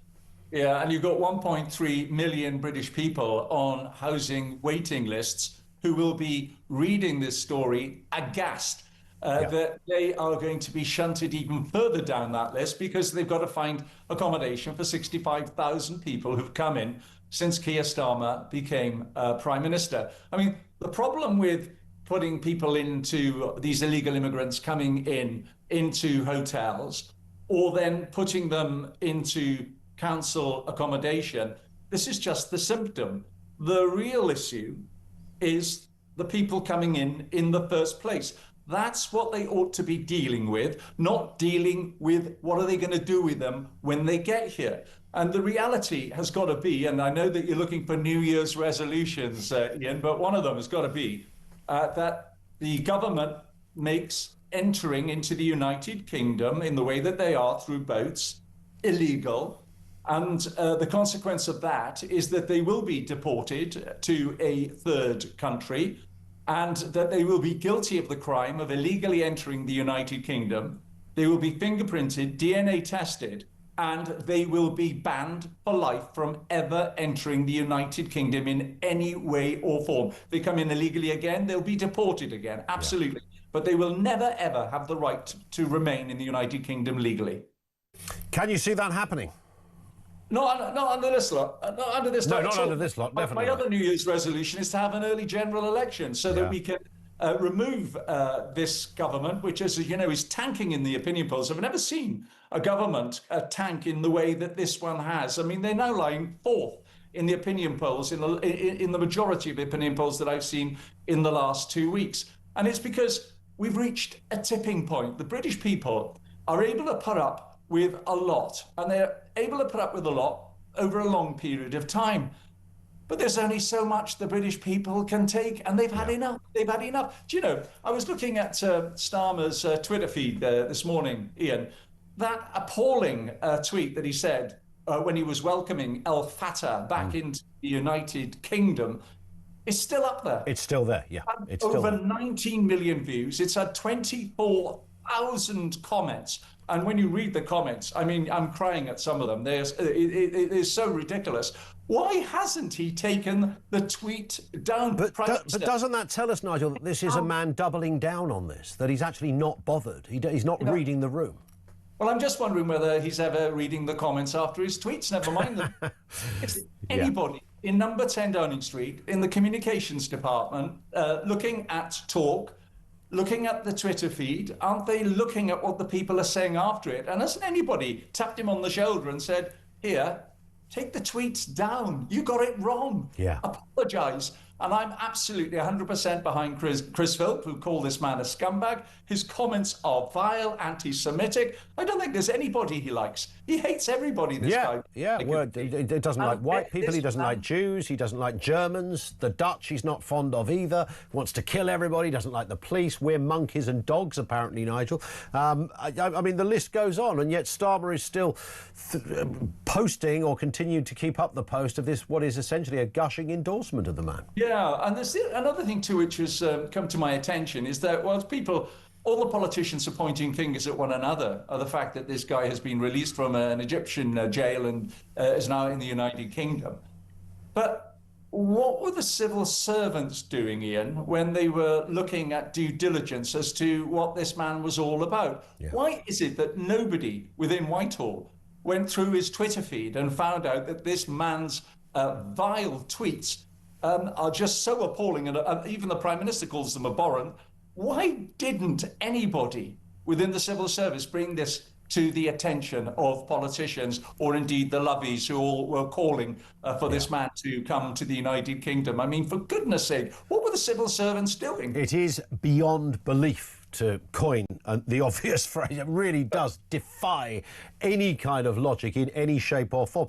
Let's move from number 10 Downing Street to number 11 Downing Street, Nigel, where things aren't going particularly well for Rachel Reeves, despite the fact that half an hour ago she was rocking around the place and telling anyone who cared to listen that the UK was doing rather well economically, particularly on the international levels. Let's have a listen to what the Chancellor had previously said. We are the fastest growing economy in the G7 for the first half of this year, with a GDP growth of 0.3% this quarter. And she's smiling as she's saying it as well, Nigel. Today, the headlines are very different. Britain has suffered the worst investment levels in the G7 now. They say 24 hours is a long time in politics. I don't think when Rachel Reeves first made those comments, they stood the test of time for much long after she'd said it. But nonetheless, there is the evidence today. We are right down at the bottom of that league table. Yeah, listen, Ian, I don't know if there's a pub in Britain that she hasn't been banned from, but if there is, doesn't she go into one of those pubs, talk to the locals in the pub, but also talk to the landlord or landlady? I've talked to a few landlords over the past few months, and they are absolutely desperate. They were told that the government was on their side, and all they've seen is national insurance going up, the costs that they have to bear going up, and now business rates. They were told that they were going to be protected against increases on business rates. And one landlord told me that if these business hikes come in, then they're going to close shop. There's another one who's got businesses all over Europe, in the hospitality trade. And he told me, listen, Nigel, I can't make any money in the United Kingdom anymore. Wow. Any investments that he's going to be making will be in the rest of Europe, not in the United Kingdom. And that's part of the problem. It is really part of the problem that people who are making these investments have choices. They don't have to invest in the UK, and most sensible people will be investing the money where the biggest returns are, and they're simply not in the United Kingdom.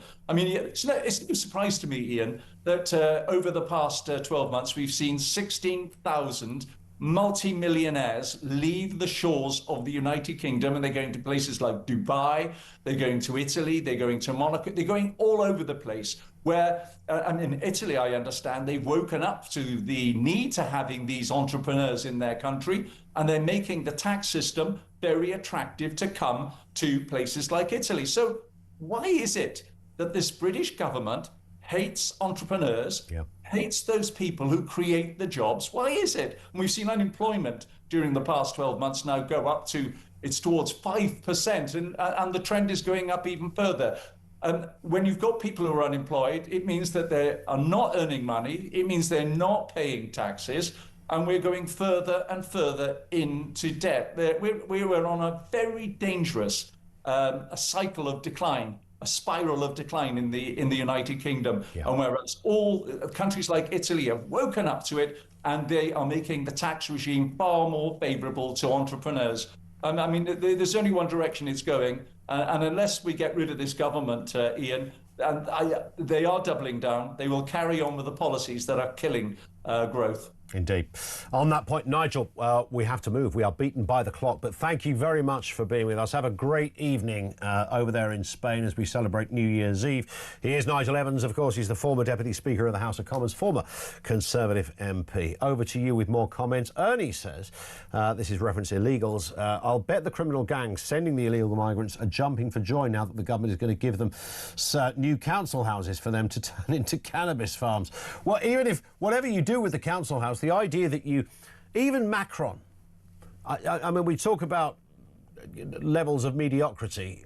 Macron, the president of France, even he recognised that there is a big pull factor to the UK. You don't come to a country if you think you're going to get nothing. You come if you think you're going to get something.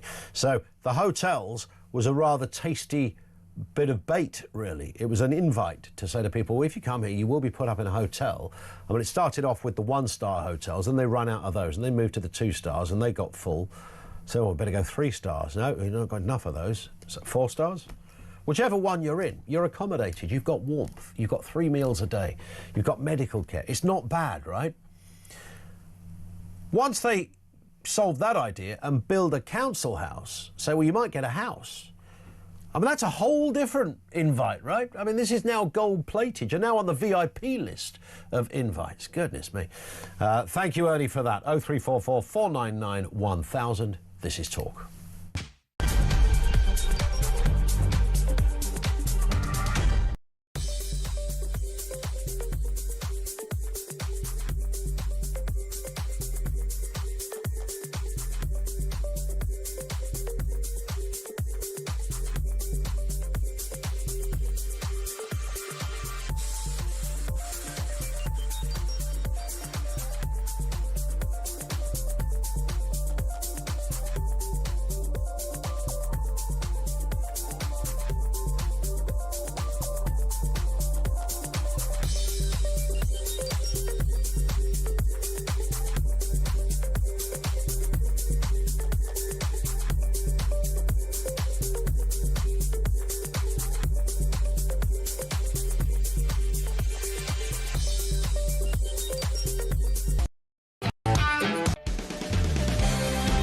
Brand new for 2026. It's going to be the only way to start your day. It's the home of common sense. It's where the nation can come to speak about the day's news. It's the Jeremy Kyle Breakfast Show. You know who you are. You get up, you graft, you work hard. I'm here for you. We want to hear your side. Promise you one thing. It is where the nation can and will come to talk. The Jeremy Kyle Breakfast Show, weekdays from 6 a.m.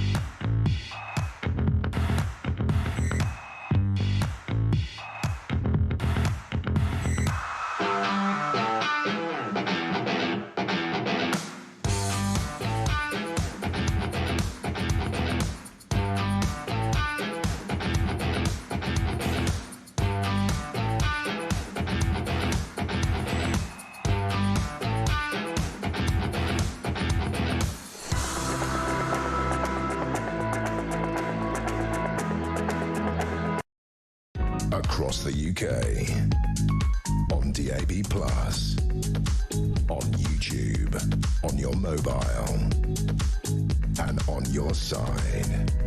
This is Talk. 22 minutes after 9 o'clock, heading towards Peter Cardwell here at 10 on mid-mornings.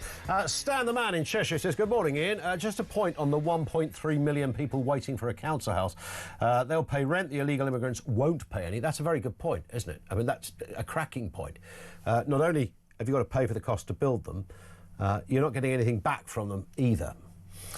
Chris in Ottershaw says, Ian, what I'm confused by regarding the illegal boat people is we see them scrambling to get onto the dinghies, but how do the organisers know who's paid for the journey and who has not? After all, we don't see a ticket inspector checking to see if they have a valid ticket. Oh, have you not seen it, Chris? There's a little barrier. You just tap your credit card and it opens up. It's just over the bush behind the big sand dunes of Calais. Spot on. John makes a not unreasonable point. Nigel Evans said, we, as the Tories, made mistakes. Mistakes are knocking over a cup of tea. The Tories conducted bad policy and misran the country for 14 years. In fairness, I do think we've overstated the 14-year thing. 5 of those years was in coalition with the Lib Dems. Wasn't really a sort of a philosophically led government in the conventional way. Then we had the whole Brexit thing. Then we had COVID. But I mean, they take the hit, of course they do. They were the ones in power. More comment from you on the way. Let's look at this story as well. The new Equalities Watchdog chair says gender recognition certificates remain vital. This is despite the Supreme Court ruling, with applications at a record 2,000 people last year. 2,000 people in our country couldn't work out whether they were, well, decided they were in the wrong body. Now, you would say that as a percentage of the adult population, that is a small percentage. I would say it's a significant percentage, and I'd certainly say it's worth an investigation as to what else is going on in that respect. I have a sympathy with somebody who genuinely feels that they have a body dysmorphic disorder, or whatever it is called, and they can't quite fathom what's going on. I think lots of people have similar issues, but needing a certificate to say you are of a different gender should be among the most controversial things you could suggest. But the applications are on the rise. Let's speak with Amy Gallagher, ex-NHS nurse, worked at the Tavistock, of course, that controversial clinic, and a commentator at the New Culture Forum. Amy, morning to you. Were you surprised by the number of people applying, firstly? Not really. I'm not surprised at all, because there is a lot of incentive in our society, unfortunately, to be trans and to have this gender recognition certificate. It gives you a lot of power, actually. You're protected in all sorts of ways that you wouldn't have been protected before. So despite the fact that trans ideology in many ways has been pushed back in the Supreme Court and then culturally, there are still lots of incentives for people to require one of these gender recognition certificates. So yeah, it doesn't surprise me at all, unfortunately, and I agree with you. I don't think we should have them, and I disagree with the Equalities Watchdog.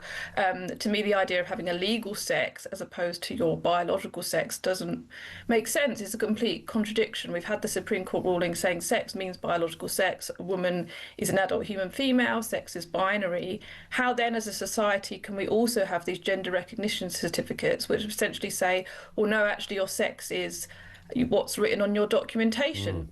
You know, to me, that those two things can't go together. I stand by what I said at the beginning. You know, I have a sympathy with somebody who's confused about any aspect of their life. You know, the sort of mental health issues can have tentacles in all sorts of areas of the human condition, and I get that. And I know this is now not recognised as a mental health issue, although many still would reasonably debate that point. But the idea, the bit I've never understood, and I suppose this goes back to basics, is when a man decides he thinks he's a woman, how would he know he's a woman if he's never been a woman? You wouldn't be able to, you know, I couldn't tell you what, you know, I don't know what it's like to have breasts. I don't know what it's like not to have a willy. I certainly don't know what a period is. Well, I do know what one is. I've lived with women. So, yes, I understand all of that. However, you know, you take my point. I don't know what it feels like, so I don't know how I could then conclude I think I'm a woman. Does that make sense? It makes, yeah, complete sense. I mean, in order to obtain one of these gender recognition certificates, you need to live as the opposite sex for a certain amount of time. But of course, as you say, I don't know what that means. You either are a woman or you're not. You either are a man or you're not. And I don't see how you can live. I mean, you can dress in the style of the opposite sex. You can change your name. You can, you know, present as the opposite sex. But it doesn't mean you are. So, the idea that you would then want to change your documentation, to me, that's going a step further. To me, you know, if you want to dress a certain way or change your name, that's self-expression. But changing what's written on your passport or your marriage documents, that is just a lie, isn't it? And why do you need that? That's what I would say. Why do you need to change that documentation? What is that about? What are you trying to prove? And why do you feel the need to do that? I would say to anyone who is struggling with body dysmorphia or gender dysphoria that, well, you know, if you feel comfortable in a certain way, that's understandable, but you do need to accept the reality at the end of the day. And actually, it's not kind to lie to people. And if our society allows legal documents to lie, I don't think that's actually helping those people, because it's gonna detract them from you know, painful realities. Actually, it's interesting how this Supreme Court ruling has, you know, it should be quite clear cut. There's very few areas of the law and court conclusions that we continue to debate or test it, and well, I'm not going to subscribe to that one because I don't like it. We don't tend to do that in many other areas of life, but this one seems to have confused all sorts of areas, including the Women's Institute, who can't quite work out whether they should be allowing trans women in or not. I'm surprised at this. In fact, I would have thought the WI would have been at the forefront of knowing what a woman was. I mean, the clue is in the name, isn't it?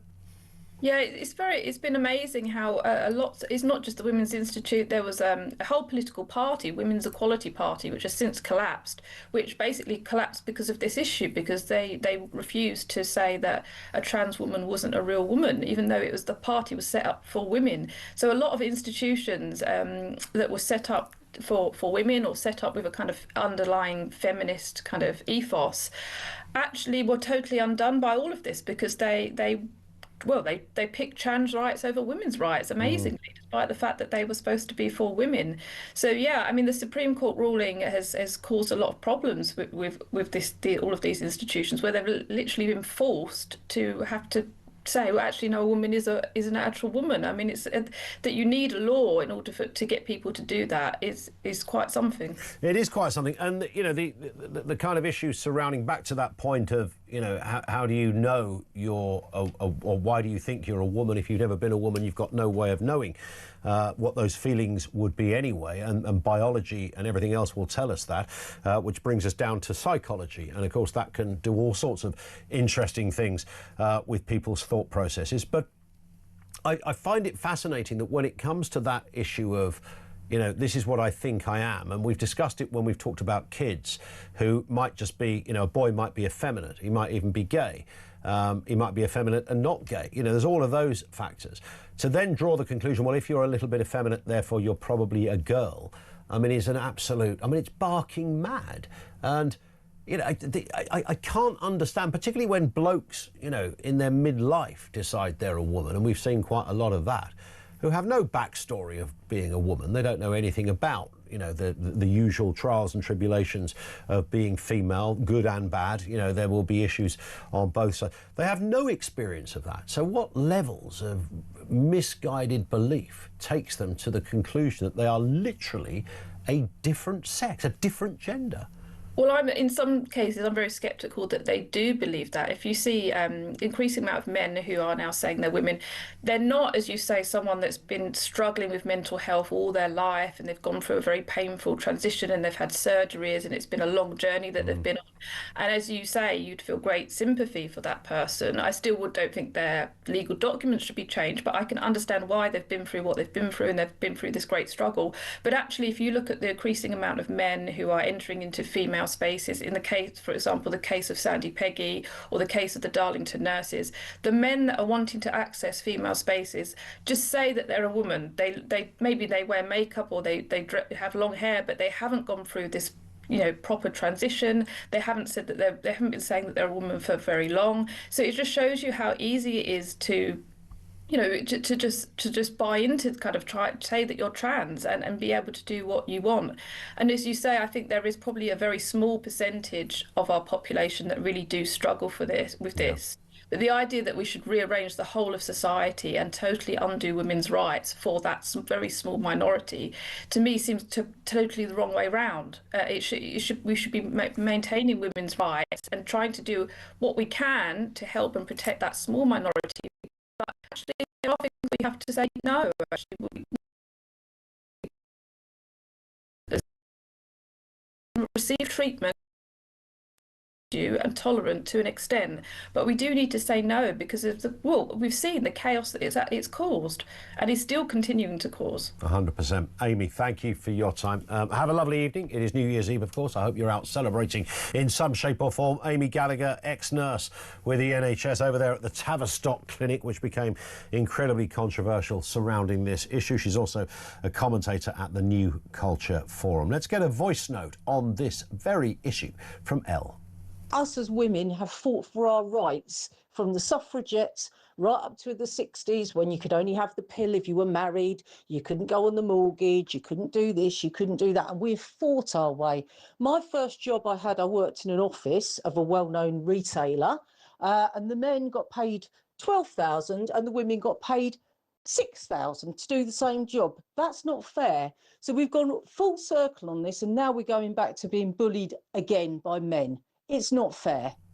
Yeah, and most of the people doing the bullying are not the trans people themselves. There's this sort of curious circle of guardians of this narrative that rather enjoy being part of the kind of debate and the decisions, but invariably are not themselves trans or think that they might be born in the wrong body. They're just political agitators who want to muck things up a bit, which is all part of being a little bit lefty. You like to mess with the status quo. You like things to be a little bit chaotic. Get rid of order, get rid of tradition and convention. That's sort of how they get out of bed in the morning, thinking, yeah, how can I muck up basic things that work rather well? Let's just make it all look a little bit out of focus and start again. It's that kind of messed up thinking. 0344 499 1000. Back with more from you coming next on Talk.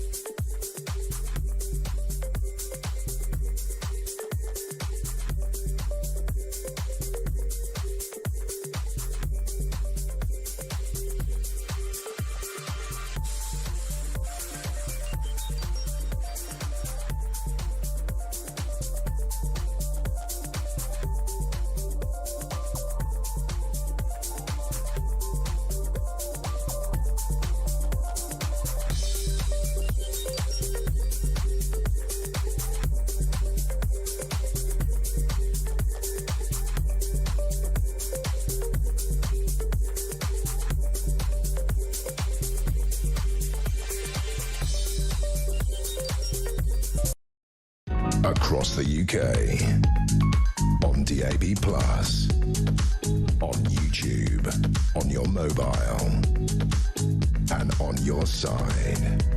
This is Talk. Welcome back. It is Talk. So much to get through. So many great comments coming from you as well. Tony in Ruislip says, you mentioned that illegal migrants getting 4-star accommodation, a roof over their head, 3 meals a day, 50 quid a week, etc. If a British tough sleeper rocked up at one of those hotels, he or she would be turned away. How can that be right? Yes, sleeping within earshot of those hotels, anywhere you want to pick, will be people living in doorways. Now, I don't know if you've noticed, it's bloody cold out there at the moment. They would not be afforded anything like that. And that just gives you a, if you needed any more evidence of the injustice, there's just another layer of it. Now let's move to this story. President Trump and Prime Minister Benjamin Netanyahu, they're back in the news, of course. They've had a press conference. They presented a united front on Monday at that meeting in Mar-a-Lago, Mr. Trump's private club in Florida, while offering few details on the substance of their talks or the next steps. What is likely to happen? Let's get a word from Matthew Breiser, former White House official in both the Bush and the Obama administrations, who appointed him as an ambassador. Good afternoon, or good morning, I should say. Matthew, nice to have you with us, sir. Happy New Year, Ian. Thanks for letting me be with you. It's a pleasure. Now, this is interesting because, of course, whenever Mr. Trump speaks, there is an audience there, a global one. When Mr. Netanyahu speaks, similarly. Put the two together, and it would ordinarily be a cocktail for some great revelation. We got some mood music, but we didn't get any firm details about what happens next. No, that's true. But if you read between the lines, you can see some dissonance. So, several months ago, when Netanyahu was in the Oval Office, President Trump announced and surprised Netanyahu by saying the U.S. is going to have direct talks with Iran. Netanyahu didn't like it. This time as well, there were things that Trump said that made Netanyahu uncomfortable. For example, that it's time to move on to phase 2 of Trump's, whatever you want to call it, peace plan for Gaza, maybe even before Hamas lays down its arm. So there's dissonance there between the lines, even though they put on airs of being close to each other. I don't think they really like each other, to be honest. That's an interesting assessment, because we know that when it came to Biden, there really was no love lost between Netanyahu and Biden, and that was they pretty much both publicly stated that. With Trump, there's always been that sort of belief that maybe it's a misplaced perception as distinct from a reality that they're both tough guys who sing from the right politically. They're good speakers, they're big figures, that there is a certain synergy that exists. You sense then perhaps that isn't quite the case. The optics betray the reality. I think the optics betray the reality, though I do agree with you, Ian, that they're both tough guys, strong leaders, and Trump admires that. But Trump loves Israel. Netanyahu offered him the Israel Prize, the first non-Israeli, I guess, ever to be given that award. And Trump cares about Israel, but the country Israel. That doesn't mean he likes Netanyahu. So for Trump, the bottom line is always the deal, right? His best book, Art of the Deal. In Ukraine, he seems for some weird reason to blame Zelensky more than Putin for not wanting to do the deal. And now he sees Netanyahu as not wanting to go ahead with Trump's peace deal to fully implement phase 2. And so that gets under his skin, because at the end of the day, it's all about Donald Trump. Yeah, indeed. And you know, he is a man that calls a spade, as we say. He doesn't, you know, he will tell a leader to their face. You know, we've seen it sitting in the Oval Office, whether it's Zelensky. I think Ursula von der Leyen got a little bit of a public pasting as well. For, you know, he will say it. If he thinks it and thinks, you know, he will tell them. Oh, yeah. I mean, ask also the leader of South Africa. I mean, when Trump was talking about the genocide of white males there. Yeah. And so, yeah, Trump will call it like he sees it. It's just that his vision isn't consistent. He keeps changing his perspective and his objectives. And I think that's because he doesn't have what I grew up in my career, a National Security Council process where experts and analysts and officials think through policy positions, and they have arguments and debates and come up with a unified recommendation for the president. President Trump has destroyed that. So, you know, policy flows with his whims of the moment. Yeah, it's interesting. I was listening to an interview recently with John Bolton, and I was thinking, you know, that guy, when he first, in the previous Trump administration, of course, he was, you know, one of the main men who was, you know, part of the inner circle. And I listened to him the other day, and he sounded, you know, like a very, considering he was this sort of seen as this right-wing hawk, he was a very tame, very moderate, very well thought out man. He had very intellectual things to say. I can absolutely see why Donald Trump hated him. Yeah, that's right. I mean, John Bolton, who isn't known, by the way, in Foreign Service circles as a particularly nice man. I mean, he was brutal to his staff. But he did play a restraining influence on President Trump, and Trump chafed at that, just as did President Trump's previous chiefs of staff and defense secretaries and secretaries of state. So this time in Trump Part 2, President Trump decided to have people around him in his inner circle that will tell him what he wants to hear, and Bolton would not do that. Just a final point, Matthew, back to that issue of, you know, Trump, he cares about the policy and his plans rather than the personalities of the specific leaders.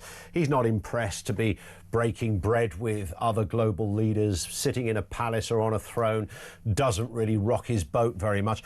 But I did speak to somebody, as the phrase goes, an insider at the White House, somebody that I know, and I said, who do you think his favourite leader is around the world? And she said, with a straight face, Keir Starmer. And I said, no, you're joking now, right? You're joking. Seriously. She said, no, Keir Starmer. He really likes Keir Starmer. Can you believe that?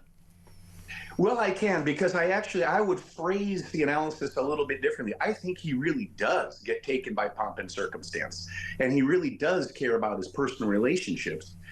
He just doesn't happen to like Benjamin Netanyahu, but Trump loves the United Kingdom. He says it openly. He's got his golf courses there, right? And Keir Starmer played to the audience of Trump brilliantly when he offered Trump that special invitation, the first time there's ever been a second state visit by a U.S. president. And then the visit itself, it was spectacular at Windsor Castle. It was so beautiful. That's how you really get to Trump.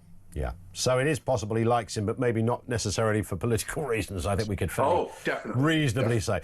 Matthew, great to have you on. Have a great new year. Thank you for being with us. Matthew Bryser, former White House official. He worked with both the George W. Bush administration and the Obama administration as well. Thank you to him. It's curious. I think with Starmer, I tell you what it is. Starmer's no threat to Trump, is he? He's no... I mean, can you imagine, you know, in one of Trump's hotels? I mean, I know Trump doesn't drink. Famously, he's never dropped a touch of alcohol in his life. And to his credit, in many respects, I think he's one of those guys that's so astute that he would never dare put himself in a compromising position in that respect. So he never drank. But, you know, in one of those kind of bars in a Trump hotel somewhere, what would a conversation look like between Starmer and Trump? I mean, it would be horrendous. They would never be bosom buddies. So, on a long list of people he doesn't like, the fact that Keir Starmer might make the top of the list of people he likes, but probably wouldn't want to socialise with, if that makes sense. If that makes sense. Let's get a call from Herbie in Harrow. How are you doing, Herbie? Good morning, Ian. Very well, thank you. Good. Well, I wish you a happy new year, but I can't see it being a happy new year for the rest of us, I'm afraid. Well, it's looking a bit grim, 2026 already. We're not even there. Oh, my God. Ian, how can a government allow illegal immigrants to jump the queue for housing people that have been on the waiting list for so long? What message does this send to the other people? Come to England, you're all welcome. And you get new houses. Yeah. You jump the queue from everybody else. Do come, you're all welcome. I mean, it's sort of beyond extraordinary. And the other thing, Herbie, apparently local councils have already said, you know, I'm in. They're kind of quite happy about being part of this pilot scheme where they're either going to refurb older houses or build new ones solely for this purpose. I mean, what are they thinking? Well, Ian, there's a development just down the road from where I am, and there are rumours that it's not up for sale, and that they're going to put illegal immigrants in there, and it wouldn't surprise me if this is what's going to happen. In fact, I'm going to make inquiries later on today to see if I can come and view one. Yeah. And if I can't, then I've got the and then I know if they go, where you're from, Herbie?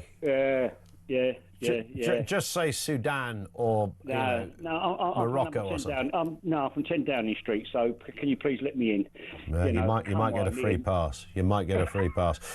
Listen, Herbie, have a great New Year. Whatever you're doing this evening, stay safe. Herbie in Harrow. Paul in Fife says, surely to God we've reached the end of the road for PM Starmer, a compulsive liar who has allowing this Egyptian whites and Jews hater into this country has placed us in danger. How many more lies does it take before the vote of no confidence? They got rid of Boris over a whole glass of wine and a slice of cake.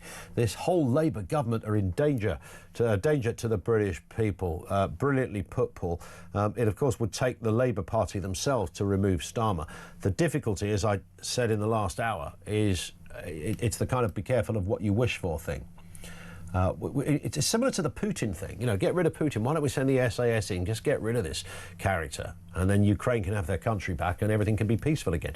But it won't, because the people waiting in the wings are worse than Putin. Similarly, if Starmer goes, you might well get Angela Rayner. I'm not kidding you. You might well get Angela Rayner will become the Prime Minister as a result of that. I mean, that would float the boat of the left. They would love all that, Kay. They love a bit of Ange. I also, by the way, I like the fact that Angela Rayner is a working class girl who brought herself up through, you know, a fair amount of challenges in her life. I genuinely loved seeing it when they were in opposition and she was at PMQs standing in for Starmer, giving Boris Johnson a hard time. She's quite fluent and quite powerful in that respect. And seeing this working class girl holding the Prime Minister of the day to account, I thought, that's brilliant. That is brilliant. She might talk a load of old trash. She might not be my cup of tea politically, but I loved that. But kind of since then, once they get into power and you are able to properly explore and dissect the details of what they believe in, you realise, actually, these people are not that good. And I don't think she's, and I say this not as a cheap swipe, and I hope I can say this intelligently, I don't think she's particularly clever, politically speaking. And it kind of takes that extra layer of something. Ordinarily, I know we've had some great examples of others who've not been so fantastic in that department. I don't think she's up to that job, but the Labour Party would love her. And of course, what she would do is partially galvanise the Corbyn sector, because that's really where her politics are. The unions would love her. Those who casually sit on the left would enjoy the fact that it's a working class female, and Labour have never had a female leader. They've had a few part-time ones, but you take the point. So she would tick an awful lot of boxes. The whole stamp duty thing would be kicked into the long grass and forgotten for the rest of time, buried in the Blue Peter time capsule in the garden in Shepherd's Bush, probably. Nonetheless, there it is. That's what's likely to happen. Somebody will try and get it back. And if it's not her, it's going to be someone like Andy Burnham. I mean, Andy Burnham, seriously? You know, what is Andy Burnham going to bring to the party? Oh, that powerhouse of political thinking. Andy Burnham? Are you serious? You're just going to get the same thing with a bloke that sounds a little more accessible because he's a bit more working class. He's a Scouser, but Manchester mayor. You know, so he sounds a bit more normal, a bit more rooted, I think is the word. But as for his politics, you know, his philosophical belief in how things work, I mean, why, Andy? So, yes, Starmer may well go. He might walk the plank. He probably won't make the full 5 years. And in fact, if they get such a kicking at the local elections in May, in fact, they're more than just local elections, the entirety of Wales and Scotland are up for grabs here as well. And he will get a kick in. He could potentially go. But be careful, because it could be Rayner who takes his place. 0344 499 1000. Loads more still to come. Peter Cardwell's here at 10 o'clock. We take a short pause. Don't be going anywhere. No hopping around. No hopping around. Keep it here. This is Talk.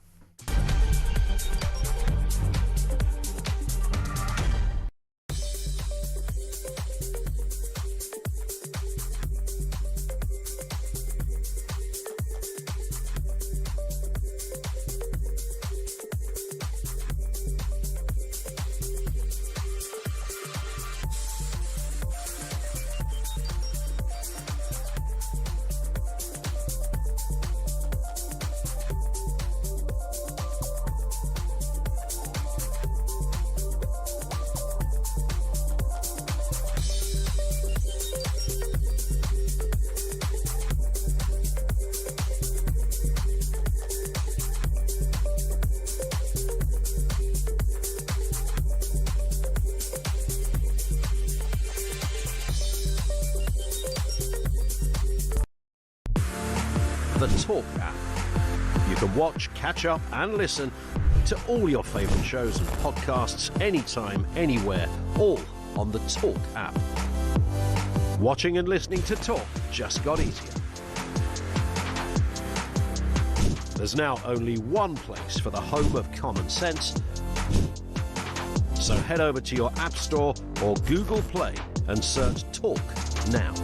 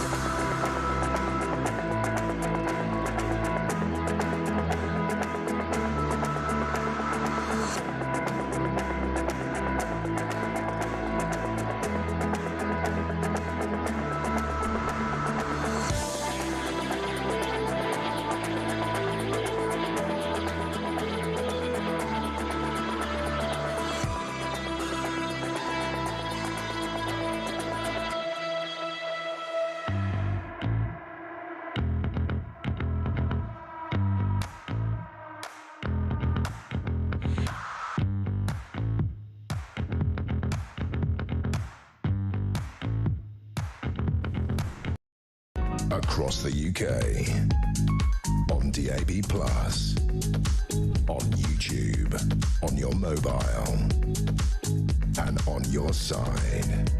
This is Talk. It is Talk, coming up on 8 minutes to 10 o'clock, right here on the home of Common Sense. Let's go to your calls and comments. We'll start with Julian in Durham. Julian, how you doing? Not too bad, mate. Good. What are you thinking? Right. I live in a village in Durham. The village is called Wheatley Hill. And in the centre of our village, we're having a huge amount of what everybody believes is social housing being built. Yep. We can't find... people are asking everybody. Nobody seems to be able to find out why they suddenly decided to build this huge amount of social housing. I myself already own several properties in the village, and one of my people came and see me and said, do you realise that there's...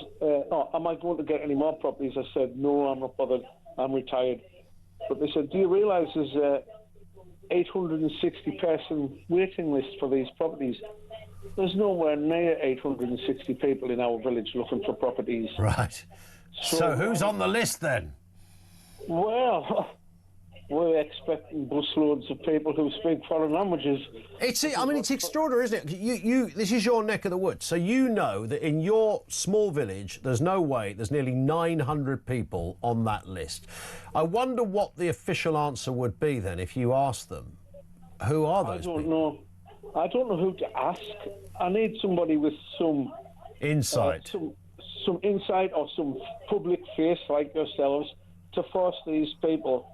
I mean, since they put the properties up, you know, every time that you have a building site near you, you have like a big billboard that says 2, 3 and 4 bedroom properties for sale from whatever price is pricing them from. Yep. There's not even one billboard, and there is 3 interjoining sites.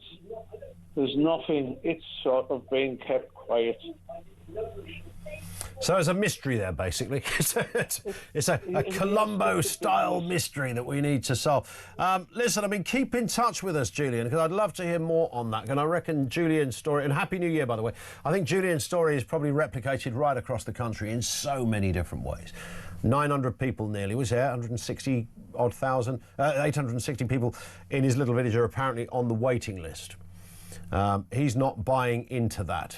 So who are the people on the list? Roger in Hounslow says, even worse than Rayner or Burnham, it could be Ed Miliband, or even worse than that, Sadiq Khan might chuck his hat in too. Oh. I mean, did you have to, Roger? Listen, I'm about to finish, all right? I'm off for a day out with the family. I was going to get some sort of mid-morning breakfasty kind of lunch thing, and now you've mentioned Sadiq Khan might be our Prime Minister. I mean, talk about wreck a man's day. Thank you, Roger, for that. Let's get a voice note on Starmer. This comes from Carl in Bury. I've come to the conclusion that this liar that's in number 10 can do what the hell he likes, because nobody in his party's got the balls to get him out. He's got a massive majority. He can lie, he can betray the British people, he can put British citizens last behind the human rights of asylum seekers. He can treat pensions like dirt, and farmers and the fishing industry, oil and gas. The guy can do what he likes because nobody can get him out. We're stuck with this absolute clown for 3 years and it's depressing. Happy New Year, pal. I love it when these voice notes end with Happy New Year after all of that. It is depressing, Carl. You're absolutely right. They're not going to get the Labour government out. They might get him out, though. They might get him out. On the issue of migrants, this is Mike in Cheshire. Just listening to you talking about councils that are going to build housing for migrants. Now, this is going to be amazing. Will they be allowed to choose their own furnishings, wooden floors, or maybe tiled floors, maybe Italian marble worktops in the kitchens? Because if they don't get what they want, they'll sue the government, and we'll end up paying more out in reparations to them. This is getting absolutely ridiculous. Have a good morning. Good morning. It is getting ridiculous, yes. I think you'll find I was promised a Le Creuset set of pots and pans in this kitchen. All I've got is kind of ones from the range. Will there be Le Creuset for a bruising? Peter, could you please leave the room? Yes. Your work here is done. Peter, that's the voice of Peter Cardwell, of course. He's here after 10. What's going on, Peter? Well, I think this story of homes being prioritised for asylum seekers is a huge one. I think that the fact that there's so many people waiting on these lists, there are people whose kids want a home or can't afford a home in the private sector and wouldn't be eligible for one in the council house, thinking, hold on a second, why are asylum seekers being prioritised here? What's going on? The government says they want them out of hotels. They've got to go somewhere, I suppose, but they shouldn't be here in the first place. They should be processed if they come here illegally anyway. So there's a big, big issue there. Big issue as well with Bobbies on the Beat won't solve petty crime. This is quite a small story in the papers, but I think it's a big one, actually. The chairman of the National Police Chiefs Council says facial recognition technology is the way to reduce offences. We'll be talking about that a little bit later on. We'll talk about the Eurostar chaos and now more information about this Egyptian and now his sister and all these tweets tweets that are coming out, her activism as well, and very unpleasant things that she said. What sort of family is this, by the way? I know, I'm looking at this.